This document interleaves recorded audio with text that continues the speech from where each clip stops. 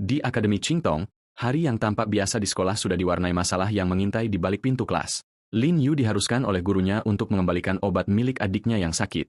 Namun, peringatan dari siswa yang babak belur itu justru membuat para pembulinya yang sombong tertawa semakin keras. Sementara itu, Zhang Yong mengejek skor vitalitas Lin Yu yang hanya 62 dan menyombongkan skor miliknya sendiri yang mencapai 3,5. Di saat yang sama, Jalai bersikeras bahwa Lin Yu hanya bisa masuk ke akademi elit ini karena adiknya memiliki bakat khusus. Zhang Yong mengangkat-angkat botol nutrisi curian tersebut di hadapannya, dengan terang-terangan memancing anak yang kelelahan itu. Tanpa rasa peduli, ia kemudian melempar botol berharga itu dan menantangnya untuk mengejar, memaksa Lin Yu melompat dengan putus asa sebelum obat tersebut membentur lantai kelas, hingga akhirnya botol kaca itu pecah berkeping-keping menjadi serpihan biru yang tak berguna di lantai. Kehilangan itu membuatnya membeku karena mengganti cairan tersebut akan menghabiskan biaya lebih banyak daripada uang yang dimilikinya. Meski begitu, Zhang Yong mencengkeram kerahnya sebelum amarah tersebut berubah menjadi konfrontasi, melemparkannya ke belakang hingga membentur meja sementara orang-orang di sekitar menonton dalam keheningan yang penuh ketakutan, lalu menindihnya dengan satu sepatu dan menyatakan bahwa sampah pantas berada di tempat sampah. Sebuah peringatan bahwa anggota staf pengajar sedang mendekat akhirnya mengganggu aksi perundungan tersebut. Karena itu, kedua pengganggu itu berlalu pergi, meninggalkan korban yang terluka di samping obat yang hancur. Sepanjang waktu itu, ia menghitung jam lembur yang diperlukan untuk melindungi kesehatan adiknya yang sudah rapuh. Penghinaan berubah menjadi sebuah janji. Zhang Yong dan Xiao Lai harus membayar perbuatan ini. Namun, sebuah tangan yang tidak dikenal mengulur ke bawah sebelum ia sempat menyeret dirinya sendiri untuk bangkit, milik senior sekolah Lin Xin, dengan lembut menanyakan apakah ia baik-baik saja. Meskipun ia bersikeras semuanya baik-baik saja, Lin Xin meraih tangannya dan membimbingnya kembali. Momen mereka berakhir ketika foreman krematorium meneleponnya, marah besar karena sang anak baru terlambat lagi.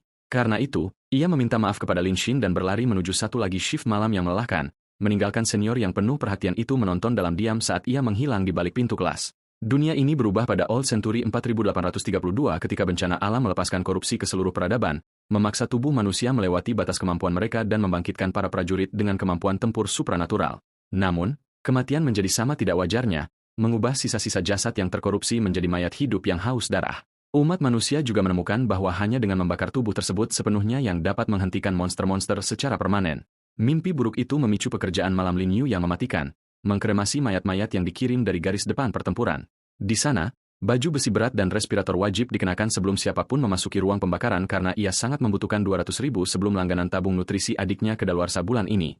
Adiknya pernah menembus angka vitalitas 10.000 dan membangkitkan psikokinesis langka saat tahun kedua, hanya untuk jatuh ke dalam koma yang tidak dapat dijelaskan pada ulang tahun mereka yang ke-17, membuatnya tetap tergantung di dalam cairan medis tanpa tanda-tanda akan bangun. Selama ini, sang kakak tanpa bakat yang selalu dilindunginya kini memikul tanggung jawab untuk tetap menjaganya tetap hidup. Setiap kremasi yang selesai dibayar 20.000, yang berarti 10 mayat lagi dapat menutupi biaya tabung tersebut setelah obat hari ini. Hasilnya, ia menyalakan mayat terbaru dan menyaksikan tungku pembakaran meletus di sekitarnya, membakar mayat tersebut saat korupsi gelap berputar dengan kekuatan kekerasan melalui api. Sebuah reaksi mematikan yang menjelaskan mengapa pekerjaan bergaji tinggi ini sangat sedikit menarik pekerja. Satu kesalahan kecil dapat membuat korupsi membunuh operatornya atau mengubah mereka menjadi makhluk lain. Sementara itu, malam ini, masa hitam yang belum pernah terjadi sebelumnya tiba-tiba melingkar di sekitar ruang pembakaran Lin Yu. Ia menatap kebingungan saat untayan bayangan tersebut menembus jendela tungku yang tertutup rapat, menyebar di lantai ruangan seperti asap hidup yang mencari inang sebelum melingkar di sekitar pelindungnya dan memotong setiap jalur pelarian yang aman. Bukannya rasa sakit, korupsi justru tenggelam langsung ke dalam tubuhnya, membuatnya merasa sangat nyaman saat cahaya biru membanjiri indranya dan memicu sebuah visi. Bayangan tersebut memutar ulang ingatan prajurit yang tewas, menunjukkan kehidupan yang terbakar di dalam tungku tersebut. Di sana, seorang pemuda bernama Liong dengan bangga mengumumkan rencananya untuk bergabung dengan tentara setelah lulus, kemudian memasuki Brigade Operasi Khusus Tentara ke-38 di bawah identifikasi HX01861121. Pelatihan tanpa belas kasihan menempa vitalitasnya melalui keringat, rasa sakit, dan terobosan fisik yang konstan hingga rekrutan tersebut dapat melepaskan serangan bela diri yang disiplin dengan kekuatan yang cukup untuk meretakkan batu. Ketika binatang buas alien menerobos Bukit 301, Liong maju untuk membela tanah airnya. Tetap saja, konflik terakhir itu membuatnya mati, mengakhiri ingatan dalam ledakan yang keras. Lin Yu tersadar kembali saat sistem pengamat jiwa yang tidak dikenal mulai menginisialisasi di dalam visinya, membuktikan bahwa ia entah bagaimana menyaksikan masa lalu yang lengkap dari prajurit yang telah meninggal sebelum sistem penelannya jiwa aktif dan mayat yang terikat rantai tiba-tiba mulai bergerak. Makhluk alien di dekatnya membuka 4 mata yang menyala, tubuhnya jenuh dengan korupsi hitam. Sepanjang waktu itu, antarmuka yang mengambang menganalisis binatang buas itu dan membuat Lin Yu berjuang mencari jawaban karena makhluk yang seharusnya mati itu merobek kekangannya dan menerkam ke arahnya. Sistem mengidentifikasi binatang buas alien tingkat 1 yang dihidupkan kembali, mengubah kebingungan menjadi kepanikan yang tiba-tiba. Pada saat yang sama, binatang buas yang menggeram itu merobek diri dan menurunkan cakarnya dengan jarak yang mematikan. Tanpa tempat untuk lari, Lin Yu mengatupkan giginya dan bersiap menghadapi benturan. Binatang itu membuatnya terhuyung ke belakang, mengatupkan rahangnya beberapa inci dari wajahnya, lalu menindihnya di bawah berat badannya sementara korupsi mencambuk di sekitar mereka seperti api hitam. Sistem menawarkan satu jalur penyelamatan, memungkinkannya untuk mengkultivasi hadiah dari ingatan Liong yang dipegang di dalam jiwa. Ia segera memilih seni bela diri militer dasar daripada keinginan abadi atau semangat ambisius, tepat saat pengekangan makhluk itu akhirnya menyerah di bawah perjuangan liar. Sebuah perintah mendesak untuk menaikkan kemahiran seni tempur barunya melalui pertempuran nyata. Sementara itu, anjing serigala itu merobek diri, mematahkan rantai terakhir di antara mereka.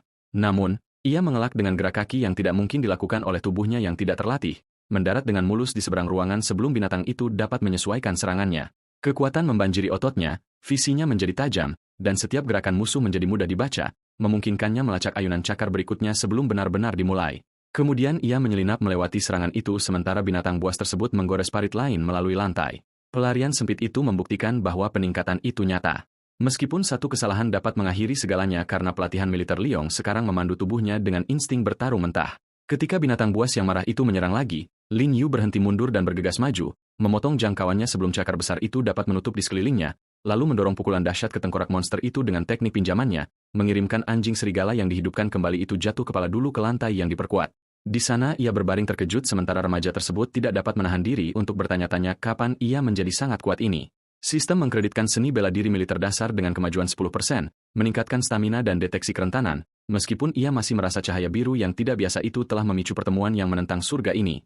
Sebuah pemberitahuan mendeteksi mayat lain di dekatnya dan menandai penelannya jiwa tersedia lagi. Akibatnya, karyawan yang baru diberdayakan itu bertekad untuk menguji hadiah pada mayat anjing serigala tersebut.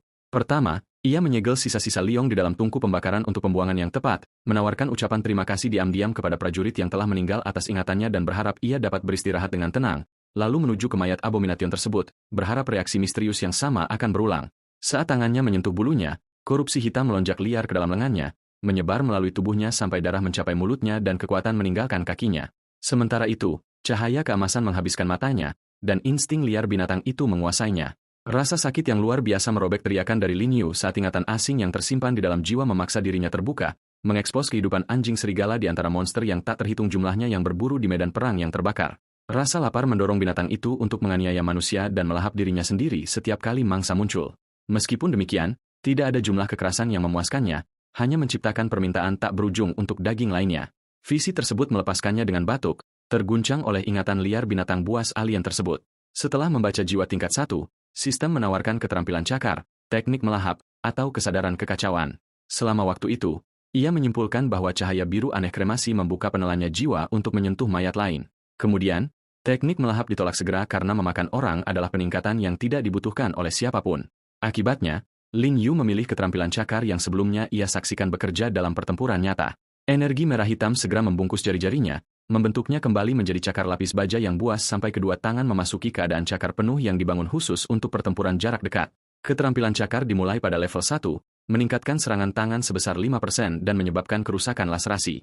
Sementara itu, melahap jiwa masuk ke cooldown 12 jam sebelum mayat lain dapat diproses. Lin Yu mengabaikan transformasi tersebut, memahami sistem yang terlalu kuat ini membutuhkan pengujian yang cermat, terutama setelah menu tempur menampilkan opsi terpisah untuk menggunakan atau menyerap teknik tersebut. Ia menduga menyerap salinan lain mungkin menumpuk kekuatannya alih-alih menggantinya. Namun tanpa duplikat yang tersedia, eksperimen itu harus menunggu. Layar lain mengkonfirmasi melahap jiwa itu sendiri hanya level 1, yang berarti sistem tersebut mungkin mampu meningkatkan meskipun menolak untuk menjelaskan bagaimana hal itu terjadi. Daripada mengejar misteri, anak praktis itu berfokus pada kemampuan yang dapat ia tingkatkan segera, memilih untuk menggiling seni bela diri militer dasar. Sementara ruangan pribadi ini tetap tersedia, ingatan penempaan fisik Liong membimbing sikap pembukaannya dan setiap transisi antara serangan, memungkinkannya untuk mendorong pukulan bersih ke depan dengan disiplin, kecepatan, dan keselarasan. Kemudian ia merangkai tendangan, putaran, dan gerakan berbasis tanah yang jauh melampaui pelatihan sekolah rutin. Meskipun urutannya sulit, pengalaman yang diwarisi membuat setiap gerakan terasa dipraktikkan berkali-kali.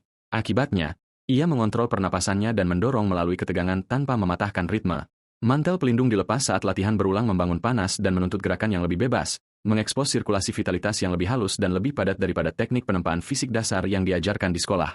Selain itu, perbedaan langsung itu membuatnya menyeringai sebelum meluncurkan langsung ke repetisi lainnya.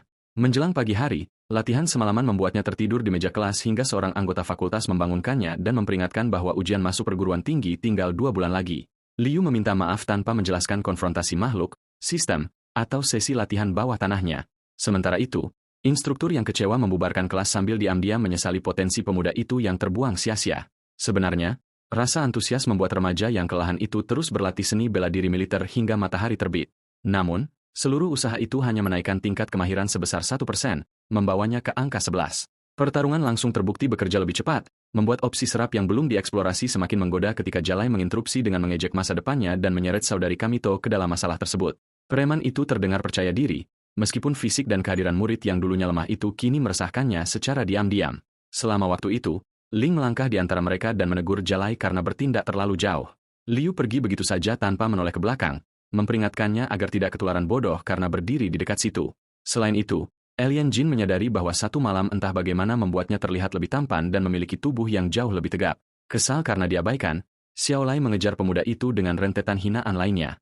Oleh karena itu, Lin Yu dengan tenang mengundang si mulut besar ke ruang latihan marsal untuk pertarungan sungguhan. Para murid berkumpul karena vitalitas Xiao yang berada di angka 2,7 menjadikannya seorang kuasi prajurit dengan instruksi bertarung khusus. Kendati demikian, kedua petarung menerima aturan akademi bahwa tarung bebas dilakukan atas risiko mereka sendiri. Berita menyebar ke seluruh kampus, menarik kerumunan yang tidak sabar untuk menonton dua senior akhirnya saling hantam.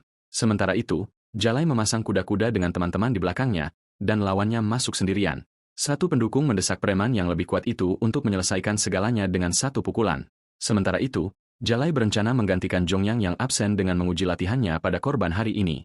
Lin Yu menjawab postur menantang itu dengan satu kalimat dingin, menyebutnya sebagai anjing nurut si Zhongyong, yang membuat Xiaolai menerjang maju dengan pukulan penuh amarah yang diarahkan langsung ke wajahnya. Alien Jin meneriakkan peringatan, mengira murid yang tadinya dianggap lemah itu akan dibuat tak berdaya.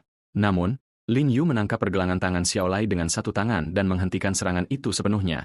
Mata keemasan menatap tajam ke arah preman tersebut saat Lin Yu mengulangi janjinya untuk membuat kedua penyiksa itu menyesali segalanya, membuat Xiaolai dilanda kepanikan akibat kekuatan yang seharusnya tidak mungkin dimiliki oleh seseorang dengan vitalitas 0,62.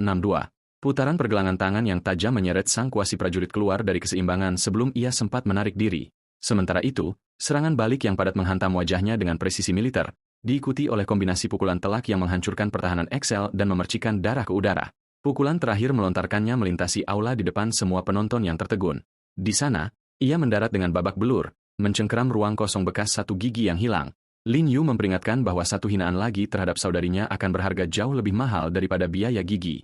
Kemudian, ia mengambil ranselnya, berbalik, dan pergi tanpa memberikan tatapan lain kepada si perundung yang dipermalukan itu. Penghinaan memutarbalikkan wajah Jalai saat tangannya menemukan pisau tempur yang tergeletak di dekatnya.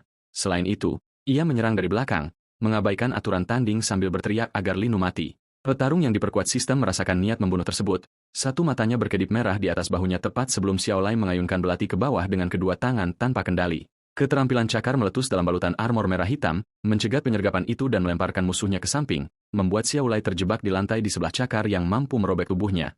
Sementara itu, Lin Yu dengan tenang mempertanyakan apakah preman yang panik itu masih ingin melanjutkan.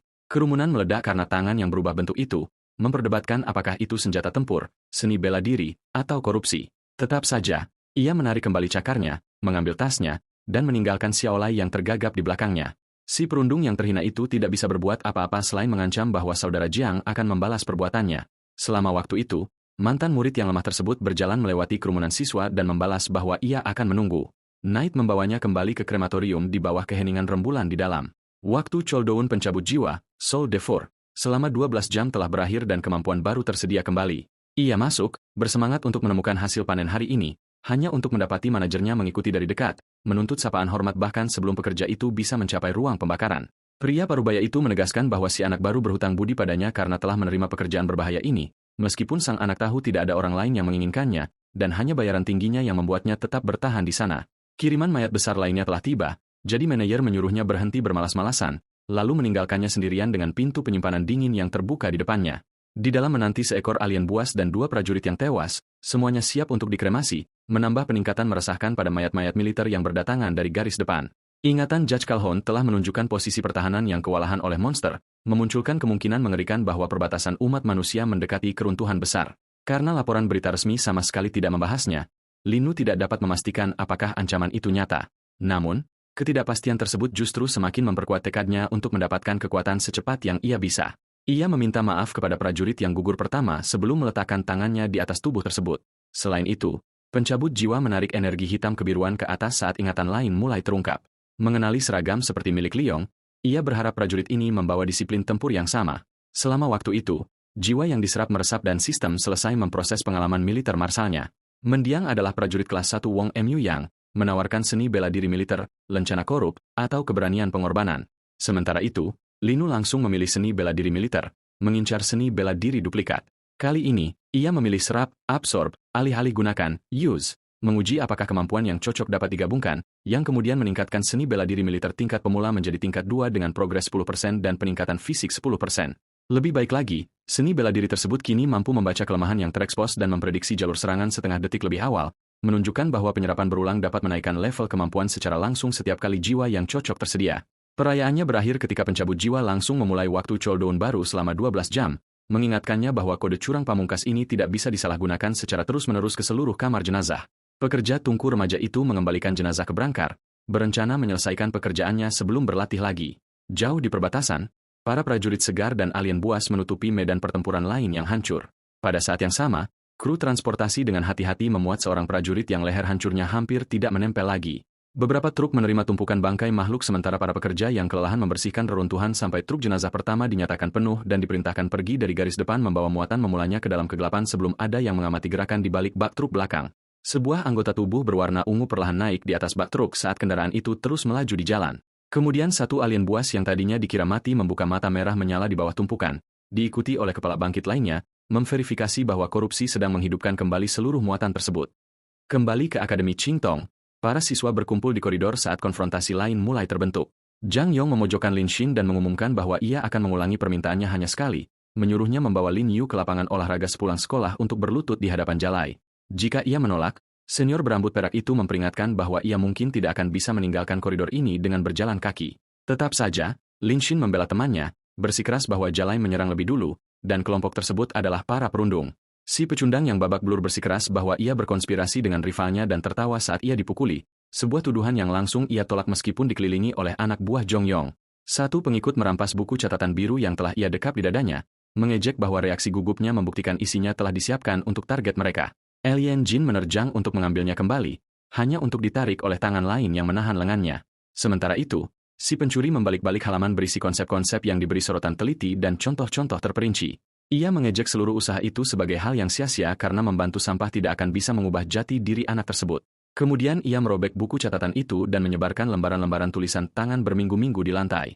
Jalai mencengkeram pergelangan tangan gadis yang ketakutan itu, menyebut hukumannya sebagai harga karena ikut campur sampai Zhang yang memerintahkan bawahannya untuk melepaskannya dan melangkah melewati catatan yang hancur. Ia meremehkan air matanya demi sebuah buku catatan belaka, berdiri menjulang di belakang senior yang gemetar itu, lalu mencengkeram dagunya dan menegaskan bahwa menyenangkan dirinya jauh lebih penting daripada menghabiskan waktu bersama sampah. Lin Xin membalas dengan menggigit ibu jarinya cukup keras untuk bisa melepaskan diri. Alhasil, preman yang marah itu memukul wajahnya dan menyebutnya tidak tahu terima kasih. Jalai menyambut pukulan itu dengan tepuk tangan, memperlakukan perlawanannya sebagai bentuk rasa tidak hormat terhadap saudara Jeang. Sementara itu, ia meratapi catatan belajar yang telah ia habiskan setengah bulan untuk dipersiapkan bagi juniornya. Menolak kehilangan setiap halaman, Alien Jin menerjang ke arah bagian utuh terakhir. Tetap saja, Jiang Yong mengabaikan perlawanannya sebagai ketidaktahuan atas apa yang dianggap terbaik untuknya. Ia membanting senior itu ke lantai koridor sebelum ia sempat menyelamatkan catatan tersebut, menyombongkan diri bahwa vitalitas yang lebih superior membuat kekuatan dan kecepatan miliknya tidak tertandingi dimanapun di sekolah. Karena ia berani melakukan kontak fisik, Zhong yang berjanji akan memberikan pelajaran yang akan ia ingat. Kemudian ia memerintahkan 3 bawahannya untuk menyerang bersama-sama dan menawarkan pertanggungjawaban jika mereka sampai mematahkannya. Pengikut pertama dengan antusias bersiap meluncurkan pukulan, mengklaim ini adalah hukuman karena menentang saudara Jiang Faogen, hanya untuk tangan Lin Yu yang mencengkeram pergelangan tangannya sebelum pukulan itu mencapai gadis tersebut. Ia menuntut untuk mengetahui apakah keempat pria yang menyerang satu gadis memiliki rasa malu sama sekali. Meskipun Lin Xin yang terluka mendesaknya untuk pergi sebelum konfrontasi ini menjadi lebih buruk, ia justru memutar lengan musuh itu hingga si pengikut ambruk menjerit di sampingnya. Selain itu, Zhang Yong menyambut kedatangannya dengan senang hati karena tidak perlu repot-repot memburu targetnya. Di antara sisa-sisa reruntuhan, ia menemukan catatan penilaian prajurit gadis itu dan dorongan semangat bertuliskan tangan yang ditujukan untuknya. Alhasil, ia memutuskan bahwa para perundung ini adalah anjing-anjing liar yang giginya harus dicabut. Jongyang menertawakan kepercayaan diri murid yang tadinya lemah itu dan melangkah maju untuk membungkamnya. Namun, serangan balik secepat kilat menghantam wajah senior berambut perak tersebut, diikuti oleh hantaman tubuh padat yang melipat tubuhnya sebelum krunya sempat bereaksi. Lin Yu menyelesaikan kombinasi tersebut dengan meluncurkan senior terkuat Akademi Qingtong itu melintasi koridor, lalu berjanji untuk membalas setiap penghinaan yang ditimpakan kepada Lin Xin dengan intensitas 2 kali lipat, membuat para siswa di sekitarnya tertegun bisu karena korban kemarin kini sukses menantang Jalai dan Jongyong secara berturut-turut. Jalai berteriak agar saudaranya, Jong, memukuli sang penantang hingga tewas.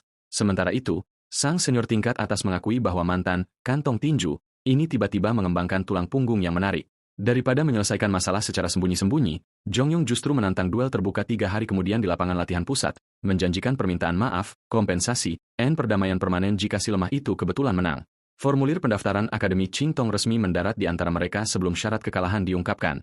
Kekalahan berarti harus berlutut di hadapan seluruh sekolah, mengaku sebagai sampah, dan keluar secara sukarela. Para siswa menyadari duel terbuka ini adalah rencana Jongyong untuk menghancurkan saingannya secara total. Sementara itu, Lin Xin memohon agar ia mengingat adiknya yang masih membutuhkan dirinya. Yang lain membandingkan vitalitas Jongyong yang berada di angka 3,5 dengan skor Linu yang berada di bawah 1, seraya menyebut kemenangan adalah hal yang mustahil. Sementara itu, Xiaolai menyarankan agar berlutut 3 kali sekarang mungkin bisa mendatangkan sedikit belas kasihan. Mengabaikan setiap peringatan, Liu menerima duel tersebut, tetapi menambahkan satu syarat buatannya sendiri. Ia menuntut agar seluruh pertandingan direkam dan disiarkan secara publik, bukan disembunyikan di balik dinding akademi. Ia menandatangani namanya sebagai penantang, membuat kesepakatan itu resmi di hadapan kerumunan yang berkumpul. Saat Lin Yu ingin semua orang mengingat hasilnya jauh setelah 3 hari tersebut, Jongyong mengambil formulir yang telah diisi, merasa geli dengan kepercayaan diri yang dianggapnya sebagai tindakan bunuh diri.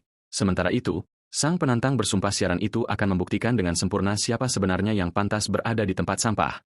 Malam itu mengembalikannya ke krematorium dengan tenggat waktu yang membayangi setiap pergantian shift. Di sana, ia melapor ke area kerja yang aman di bawah pengawasan sang pengawas, berencana menyempurnakan seni tempur militer atau menyerap kemampuan baru selama 3 hari ke depan, karena kalah dalam duel ini akan merugikan pendidikannya, reputasinya, dan satu-satunya jalan ke depan. Batch malam ini dialihkan karena satu krematorium saja tidak sanggup memproses semuanya sendirian, yang membuat Lin Yu khawatir karena fasilitas tersebut biasanya menangani makhluk asing yang paling tangguh. Manajer fasilitas tersebut secara tiba-tiba memuji manajemen, lalu menyanjung buruh yang vitalitasnya kini memimpin fasilitas ini, tetapi langsung kembali bersikap galak saat sang karyawan muda berhenti sejenak alih-alih langsung memasuki aula yang ditugaskan kepadanya. Ia masuk ke dalam tanpa membantah, memusatkan perhatiannya pada kemampuan-kemampuan yang dibutuhkan untuk meraih kemenangan, sambil dalam hati meremehkan sikap lelaki tua itu yang berubah lebih cepat dari lembaran halaman buku. Di ruang insinerasi 7, seorang buruh berbadan kekar menyeret sesosok makhluk besar lainnya menuju tungku pembakaran ketika gangguan hebat merobek ruangan itu sebelum tubuh makhluk tersebut mencapai tujuannya. Lilitan korupsi hitam melingkar di leher karyawan tersebut, meninggalkannya dalam keadaan tidak berdaya dan ketakutan. Pada saat yang sama, makhluk asing itu bangkit di belakangnya dengan mata menyala dan rahang yang sudah menganga. Jeritan dan letusan darah menandai serangan pertama monster yang bangkit kembali itu sebelum ruangan yang tertutup rapat tersebut mendadak jatuh senyap dan menyembunyikan apapun yang tersisa di dalamnya. Di sebelah, di ruang 6, sang pendatang baru krematorium berhenti sejenak setelah mendengar apa yang terdengar seperti seseorang yang berteriak. Namun, kesunyian yang kembali menyergap membuatnya meragukan dirinya sendiri dan melanjutkan tugas malam yang mematikan itu. Setiap mayat di ruangannya adalah milik makhluk asing, yang berarti tidak ada duplikat teknik militer yang mudah didapatkan. Meskipun lebih sedikit tentara yang tewas setidaknya berarti kabar baik bagi garis depan. Satu ekor tiba-tiba menarik perhatiannya karena sisiknya tidak lagi cocok dengan warna sebelumnya. Sementara itu, perubahan yang menyebar tersebut mengonfirmasi bahwa korupsi sedang aktif mengubah tubuh yang tadinya disangka sudah mati. Liu melihat sisik-sisik itu menjadi gelap di sepanjang ekor, menyadari ancaman tersebut 1 detik terlalu lambat. Pada saat yang sama, monster yang bangkit kembali itu melesat ke atas dan langsung menerjang ke arahnya menembus energi hitam. Liu memantapkan diri saat monster yang bangkit itu meluncur maju sebelum ia sempat mencapai pintu, lalu melompat menghindari sapuan mematikan yang hampir merobek kepalanya beserta dinding. Namun, ketika makhluk itu mendarat, tubuh ungu miliknya melipat ke lantai ubin dan mulai memudar hingga seluruh makhluk itu menghilang dari pandangan, tidak meninggalkan target yang jelas dimanapun di dalam ruangan tersebut. Penyamaran itu membongkar tipu muslihatnya. Monster ini masuk dengan menyamar sebagai jaringan busuk pada mayat lain, mengindikasikan bahwa makhluk siluman telah menyusup ke dalam krematorium di dalam pengiriman garis depan yang seharusnya aman. Jika sang pemula tidak bisa menghentikan makhluk ini dengan cepat, setiap ruangan yang terhubung bisa berubah menjadi rumah pembantaian. Oleh karena itu, ia memejamkan mata, memperkuat setiap indera, dan mempercayai seni tempur militer untuk menemukan kelemahan. Pernapasan, tekanan lantai, dan gerakan udara yang samar memetakan posisi pemburu tak kasat mata itu di seberang aula sampai satu mata emas terbuka, dan ia akhirnya mengunci target yang tersembunyi itu. Ia membanting panel kendali di dekatnya, menyegel ruangan sebelum kekejian itu sempat melarikan diri, lalu melemparkan cincin penahan logam menembus ruang tepat di mana kepalanya seharusnya berada. Benturan tersebut mengungkap tengkorak berwarna ungu, memaksa makhluk yang menyamar itu kembali terlihat. Dalam keadaan marah, makhluk itu meninggalkan kemampuan silumannya dan meluncurkan seluruh bobot tubuhnya ke arahnya dengan cakar yang terulur. Meskipun demikian, keterampilan cakar meletus tepat waktu, menyambut serangan tersebut dengan cakar berlapis baja dan tabrakan yang hebat. Darah yang terkontaminasi menciprat ke tubuhnya saat ia melakukan serangan balik, menimbulkan kemungkinan mengerikan akan terjadinya infeksi. Namun, seni tempur tingkat 2 telah memprediksi jalur serangan tersebut, menyisakan goresan tipis di lehernya. Sebuah siaran darurat mengidentifikasi makhluk siluman skala Phantom di kamar 3, 7, 1, 4, dan 15. Sementara itu, sesosok bayangan berat muncul di balik pintu ruangannya saat fasilitas tersebut memerintahkan evakuasi segera. Namun, karena tidak merasakan fluktuasi supernatural di luar, ia memutuskan bahwa koridor tersebut sementara aman untuk dimasuki. Liu mengikuti kehadiran yang sunyi itu dan menemukan asal-usul jeritan sebelumnya yang sebenarnya. Mayat karyawan di kamar 7 yang terjatuh bersimbah darah sebelum pertolongan sempat menjangkaunya membuktikan bahwa ada banyak monster yang masuk tanpa terdeteksi, membuat jumlah total mereka sama sekali tidak diketahui. Selain itu, beberapa karyawan yang ketakutan berlari melewatinya secara bersamaan dengan seluruh kawanan yang mengejar mereka. Linu melemparkan penahan logamnya ke arah monster terdekat, memilih penyelamatan sebelum mementingkan diri sendiri. Sementara itu, senjata yang berputar itu menghantam sisi tengkorak monster tersebut, memberikan para pekerja yang melarikan diri jarak yang berharga. Seseorang di depan membuka ruang aman pusat dan dengan mendesak melambaikan tangan kepada setiap penyintas untuk masuk ke dalam. Sementara itu, sang pemula dan yang lainnya berlari kencang di koridor dengan beberapa monster yang mendekat dengan cepat. Menyadari ia tidak bisa mengalahkan seluruh kawanan itu sendirian, pejuang muda itu memprioritaskan mencapai tempat perlindungan yang diperkuat. Kemudian, karyawan lain mencengkeramnya dan memerintahkan sang pemula yang dianggapnya tidak berguna itu untuk menutupi pelarian mereka, secara terbuka menyebut siswa tersebut sebagai sampah sambil menggunakan tubuhnya sebagai bayaran demi keselamatan orang lain. Pengkhianatan itu meninggalkan karyawan muda tersebut tepat di bawah rahang yang mengatup saat makhluk berselubung menyerang. Namun, prediksinya yang telah ditingkatkan menangkap gerakan tersembunyi tersebut, memungkinkan satu gerakan menghindar berguling yang putus-putus. Alih-alih membantu para pengecut berlari menuju keselamatan dan menuntut pintu ditutup di belakang mereka, hal itu justru membuatnya berteriak untuk sedetik lagi saat ia berjuang kembali ke pintu masuk. Penghalang yang diperkuat itu terbanting menutup tepat di hadapannya, menyegel setiap penyintas yang egois di dalam. Sementara itu, seseorang menyatakan bahwa kematiannya berarti satu beban yang berkurang, sementara Linu mengutuk pengabaian mereka. Ia memukul pintu yang terkunci dan menuntut agar mereka membukanya kembali sebelum para monster tiba. Namun, pukulan berulang-ulang itu sama sekali tidak membuahkan jawaban dari mereka yang dilindungi di sisi sebaliknya. Terpojok di antara pengkhianatan dan kawanan yang mendekat, ekspresi Linu mengeras menjadi tekad mematikan. 4 makhluk skala Phantom muncul bersamaan, dan formasi terkoordinasi mereka membuat setiap jalur pelarian menjadi tindakan bunuh diri. Akibatnya, ia meninggalkan pintu yang tertutup rapat dan menerima bahwa melawan balik adalah satu-satunya pilihannya.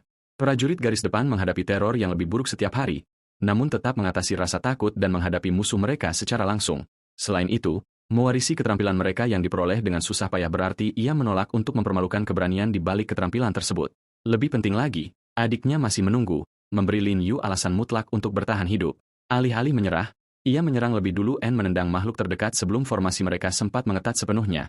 Monster itu hampir tidak menyadari pukulan pembuka tersebut, tetapi sang petarung tidak pernah mengharapkan kekuatan mentah semata karena persepsi yang terkonsentrasi sekarang mengekspos fluktuasi energi halus yang bergerak di bawah tubuhnya yang terkontaminasi. Seni tempur militer yang telah ditingkatkannya dapat melacak perubahan-perubahan tersebut setiap kali ia fokus secara total, memungkinkannya menyelipkan diri melewati serangan balik yang terkoordinasi sambil membaca beberapa monster secara bersamaan. Satu fluktuasi yang terkonsentrasi mengungkapkan titik yang rentan, dan petarung kita segera mengerahkan segalanya ke sana, menancapkan cakarnya yang bermutasi menembus bagian tengah makhluk yang terbuka itu dengan cipratan darah yang menghukum. Monster kekejian lainnya menyerang sebelum ia sempat pulih, mengubah setiap pembunuhan menjadi celah pembuka berikutnya. Namun, ia terus bergerak, merobek perut monster tersebut dan menolak untuk menyerahkan momentum. Monster kedua jatuh di samping rekannya saat dua sisanya bersiap melakukan terjangan terkoordinasi yang lain. Sementara itu, keterampilan cakar menyebar lebih jauh ke lengannya, menajam menjadi persenjataan berlapis baja yang besar. Ia membenamkan cakar-cakar tersebut menembus tengkorak lainnya, menjatuhkan kekejian ketiga dalam jangkauan lengan, kemudian menghitung 2 musuh yang tersisa terlepas dari mayat-mayat berdarah yang sudah menutupi koridor tersebut. Kedua penyintas secara bersamaan menghilang, bersembunyi dengan begitu sempurna hingga bahkan garis fisik mereka pun lenyap. Sementara itu, penyembunyian mereka yang lebih kuat menghapus setiap fluktuasi energi yang sebelumnya ia andalkan untuk dideteksi.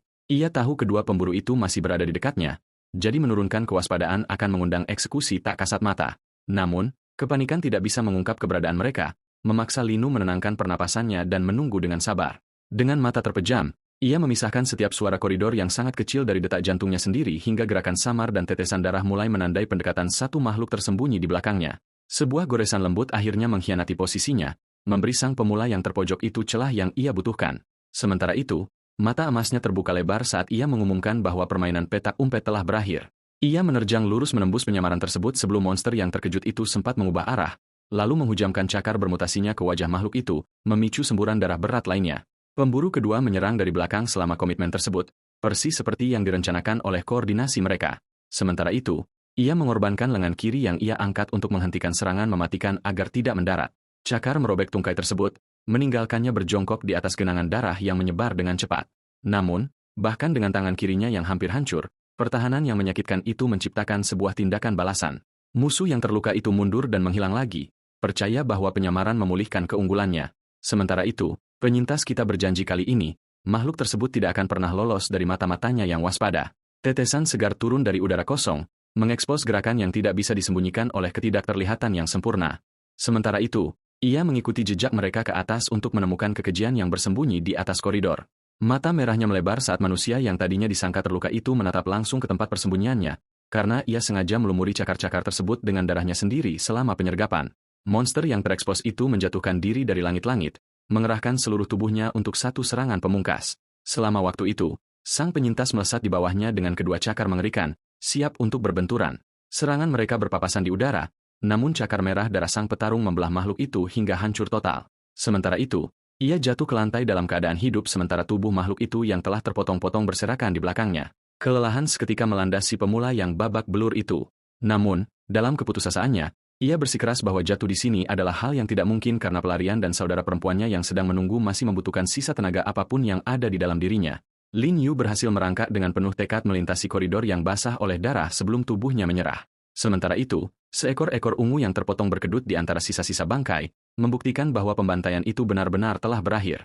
Matanya terpejam di sebelah makhluk-makhluk yang berhasil dikalahkannya, membiarkan cakar-cakar yang telah terkorupsi itu tetap terlihat jelas tepat saat unit penyelamat militer bersenjata tiba di koridor yang berjarak 30 meter dari tempat aman. Kapten berambut putih itu memperingatkan semua orang tentang dugaan adanya makhluk keji dan memerintahkan kesiapan tempur tingkat maksimal sampai seorang prajurit bermasker melihat sesuatu yang mengejutkan di balik sisa-sisa alien yang berserakan. Seorang remaja yang tidak sadarkan diri terbaring di antara banyak monster yang termutilasi, membuat seluruh pemandangan itu sulit untuk dipercaya.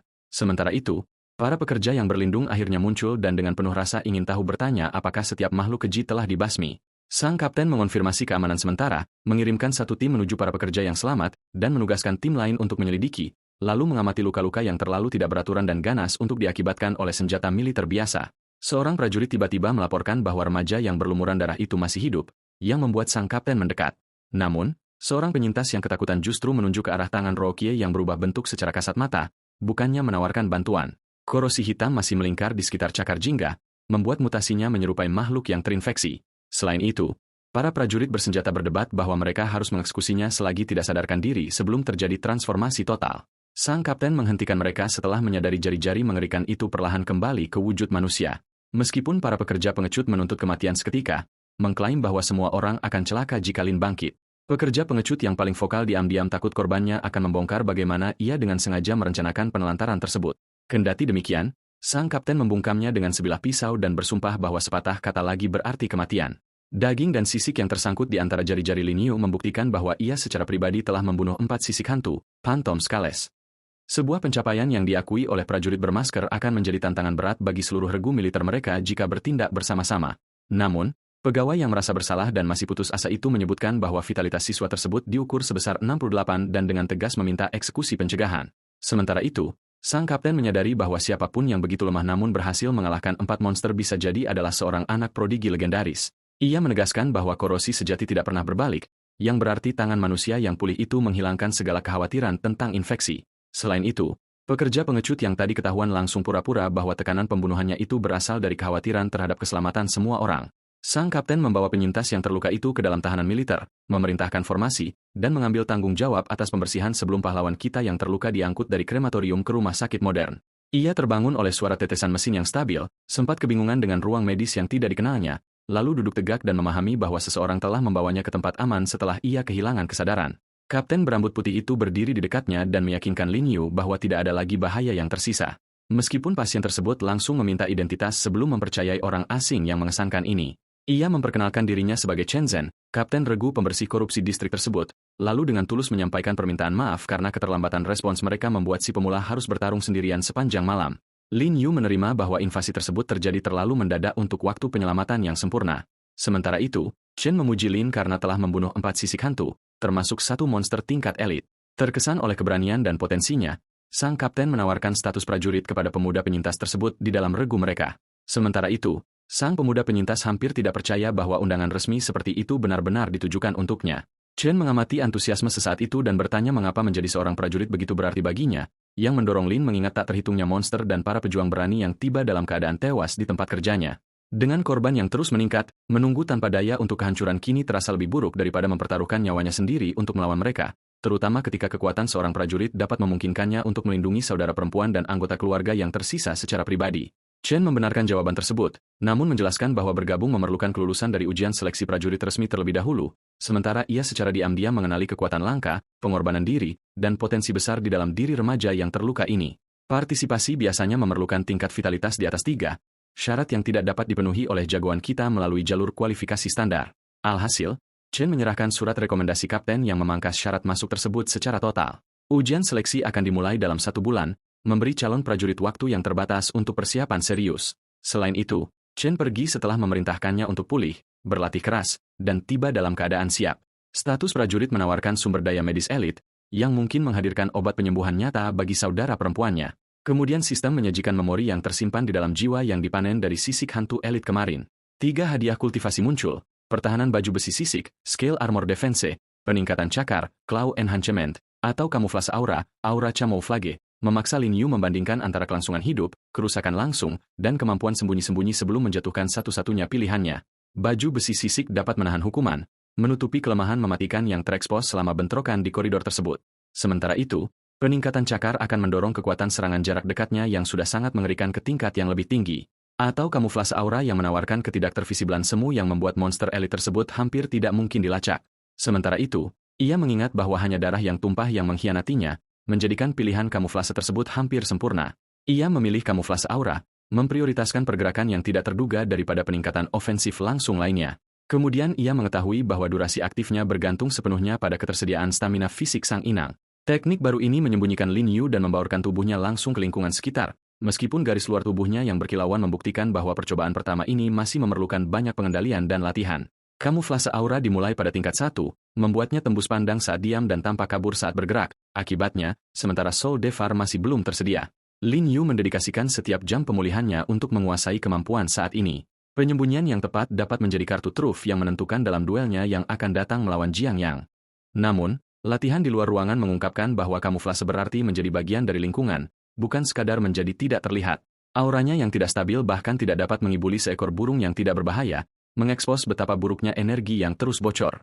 Alhasil, pemuda tersebut bermeditasi di bawah gunung dan memadatkan kekuatan itu dengan presisi bagaikan makhluk keji. Pengulangan tersebut secara mantap memperluas jangkauan dan efektivitas penyembunyian, menunjukkan metode kedisiplinan tersebut berhasil hingga hanya separuh bayangannya yang masih terlihat ketika ia mengangkat satu tangan ke arah cermin. Tangan itu menghilang sepenuhnya, menunjukkan bahwa kontrol halus telah menyebar melampaui aktivasi seluruh tubuh yang sederhana. Sementara itu, ia mendorong bagian yang tersisa menuju ketidaktervisiblan tanpa kehilangan konsentrasi atau kehabisan tenaga. Keberhasilan tersebut menaikkan kemahiran kamuflase aura tingkat 1 sebesar 5%, memverifikasi adanya peningkatan yang terukur. Selama waktu itu, remaja tersebut merayakan keberhasilannya membuka penyembunyian sempurna yang sangat dibutuhkannya menjelang duel. Ia meraih rekomendasi Chen dan bersumpah akan memberi Jiang Yang pelajaran menyakitkan tentang siapa yang sebenarnya sampah. Pada saat yang sama, lapangan latihan King Tongmi yang penuh sesak berkumpul untuk pertandingan publik, memilih pengusiran dan penghinaan. Lin Xin merasa khawatir karena temannya menghilang izin selama beberapa hari tanpa menjelaskan apapun. Sementara itu, sekutu-sekutu Jiang yang menyeringai mengungkapkan jebakan panggung rahasia yang dirancang untuk memastikan target mereka tidak pernah kembali. Jiang yang memasuki arena dikelilingi oleh kekuatan yang membara, dengan sengaja mengubah kedatangannya menjadi intimidasi murni.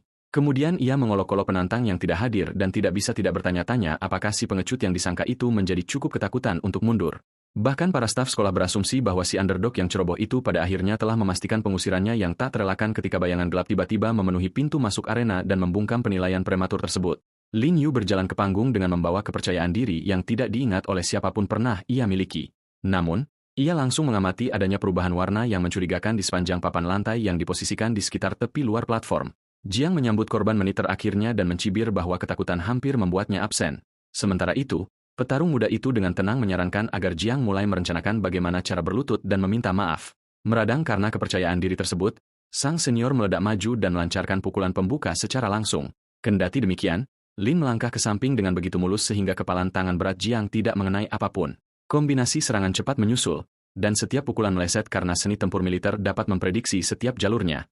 Meskipun sekutu-sekutu Jiang terus bersorak, yakin bahwa kesenjangan vitalitas yang besar menjamin kehancuran akhir sang rival. Rencana tersembunyi mereka aktif ketika Lin Yu dengan sengaja menginjak salah satu ubin tekanan yang warnanya berbeda, memungkinkan Jiang untuk memojokkannya di atas perangkap dan bersiap melancarkan hukuman yang tampaknya tidak dapat dihindari. Api melingkar di sekitar tubuh sang senior, memusatkan seluruh vitalitasnya menjadi satu tinju yang menghujam turun. Sementara itu, ia bersumpah pukulan berkekuatan penuh itu pada akhirnya akan meluncurkan lawannya langsung keluar dari arena. Alih-alih demikian, ia tersenyum karena pukulan yang berkomitmen sempurna ini justru adalah apa yang ia inginkan. Kemudian ia mengaktifkan kamuflase aura, menghilang dari bawah pukulan tersebut, dan melintas ke belakang Jiang. Tanpa terlihat, Lin Xin dan seluruh penonton meledak sorak-sorai ketika si pengecut yang disangka itu mengungkap kemampuan penyembunyian supernatural. Selama waktu itu, Jiang dengan marah mengabaikan ketidaktervisibelan tersebut sebagai trik murahan yang tidak mampu mengubah hasil akhir mereka. Ia mengayunkan tinjunya dengan liar menembus ruang hampa dan memerintahkan penantang yang tidak terlihat itu untuk segera menampakkan diri, hanya untuk mendapati serangan balasan tak kasat mata menghantam tulang rusuknya dan memicu jeritan penuh keterkejutan. Serangan itu memicu baju besi kristal biru di tubuh Jiang, dan rasa malunya berubah menjadi amarah yang mematikan. Alhasil, ia memerintahkan seorang kaki tangannya untuk mengaktifkan setiap mekanisme tersembunyi dan secara fisik memaksa lawannya keluar. Pagar-pagar beraliran listrik menjulang di sekeliling platform, mengubah duel resmi sekolah tersebut menjadi sebuah arena tertutup. Sementara itu, api mulai berkobar di sepanjang batasnya, menghilangkan setiap jalur pelarangan konvensional bagi Jiang. Sang senior mengumumkan bahwa tidak ada lagi tempat untuk bersembunyi saat api mengurung lawannya yang terjebak. Di sisi lain, seorang anggota fakultas yang bertugas mengawasi memprotes bahwa modifikasi mematikan ini secara terang-terangan melanggar aturan pertarungan. Jiang menjawab bahwa di dalam arena ini, dialah yang secara pribadi menentukan aturan apa yang berlaku, lalu memaksa sang pengawas mundur menembus panasnya api melalui serangan mendadak berbasis kekuatan baju besi lainnya. Yakin bahwa ia telah menemukan target tersembunyi, Jiang menyerang dengan rasa percaya diri yang semakin ganas. Kendati demikian, sang penantang melompat dari lantai yang hancur dan nyaris berhasil menghindari dampak ledakan serangan tersebut. Kontes kekuatan secara langsung tetap mustahil dilakukan, sehingga Liu harus mengidentifikasi satu kelemahan dan mengeksploitasi segalanya. Selama waktu itu, Zhong kembali menyerang di bawah perlindungan kristal sempurna yang sepertinya tidak menyisakan bagian tubuh yang terbuka. Ia melihat energi bersirkulasi ke seluruh bagian baju besi tersebut dan mencari dengan panik asal-usulnya, hingga persepsi yang ditingkatkan mengenali sebuah inti biru pekat yang bersinar di bawah dada Zhong. Sumber tenaga itu terletak di dalam dantian miliknya, menyediakan satu target rentan yang mampu meruntuhkan segalanya. Oleh karena itu, siswa yang tadinya dianggap lemah itu kembali mengaktifkan kemampuan kamuflase dan menyelinap menghindari kepalan tangan sang senior yang meluncur deras. Jiang membunyikan alarm ketika lawannya menghilang untuk kedua kalinya di tengah serangan, lalu berteriak bahwa hanya sampah tidak berguna yang bergantung pada trik murahan seperti itu. Ia bersiaga di dalam sangkar, tidak menyadari bahwa lawannya yang tak kasat mata kini sedang mendekati dari sisi buta, titik buta. Sementara itu, Linu melancarkan serangan yang diselimuti korupsi tepat ke arah sumber energi tersembunyi di baju besi tersebut. Bahkan teknik cakar miliknya tidak mampu menembus cangkang kristal cemerlang itu, membuat serangan tebasan terbaiknya terhenti total. Sementara itu, Jiang membual bahwa pertahanan peringkata ini akan tetap tak tersentuh hingga kehidupan sang penantang berikutnya. Ia mundur sebelum sang senior sempat membalas, menyadari bahwa peluang lain memerlukan metode yang berbeda karena tanda-tanda yang terlihat membuktikan penyerapan kerusakan yang terbatas, sehingga pukulan seni bela diri tumpul yang berulang adalah jawabannya. Jiang mengawasi dengan cermat sekarang, yakin bahwa pengamatan yang tenang akan mengekspos kelemahan fatal dari trik kamuflase tersebut. Sementara itu, Lin Yu menyerang dari atas dengan tendangan berputar yang diarahkan ke perlindungan sentral tersebut. Dampak hantaman itu mendorong Jiang mundur, tetapi baju besinya yang bersinar tetap tampak utuh, memancing ejekan sombong lainnya mengenai apakah si underdog tak kasat mata itu akhirnya telah kehabisan segala pilihan. Ia langsung berputar melancarkan pukulan berat sebelum sang senior sempat memulihkan posisinya sepenuhnya. Namun, Jiang melihat fluktuasi energi yang mendekat dan akhirnya merasakan kemana arah kamuflase itu bergerak, meyakini bahwa gangguan kecil tersebut menyingkap segalanya. Ia mengumumkan bahwa ia telah menemukan kelemahan dari keterampilan yang merepotkan itu.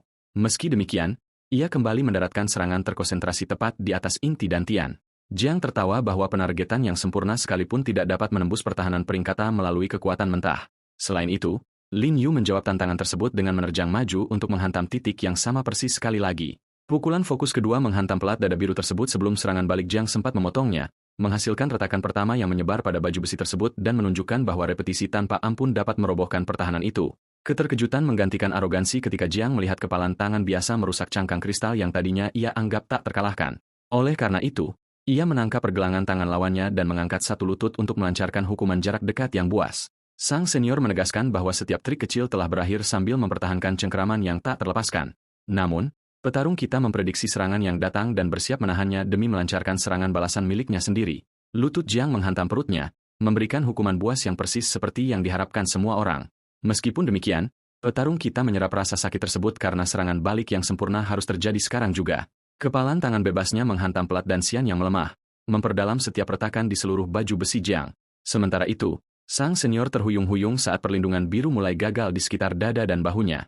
Masih dengan sifat arogan, Jiang menyebut ketidaktampakan sebagai tindakan pengecut dan bersikeras bahwa penantangnya tidak memiliki nilai seorang prajurit.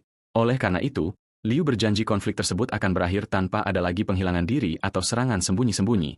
Kedua tangannya berubah menjadi cakar merah menyala saat Liu mengumumkan satu pertukaran penentu terakhir. Selama waktu itu, Zong mengejek cakar yang sama yang sebelumnya gagal menggores pertahanannya.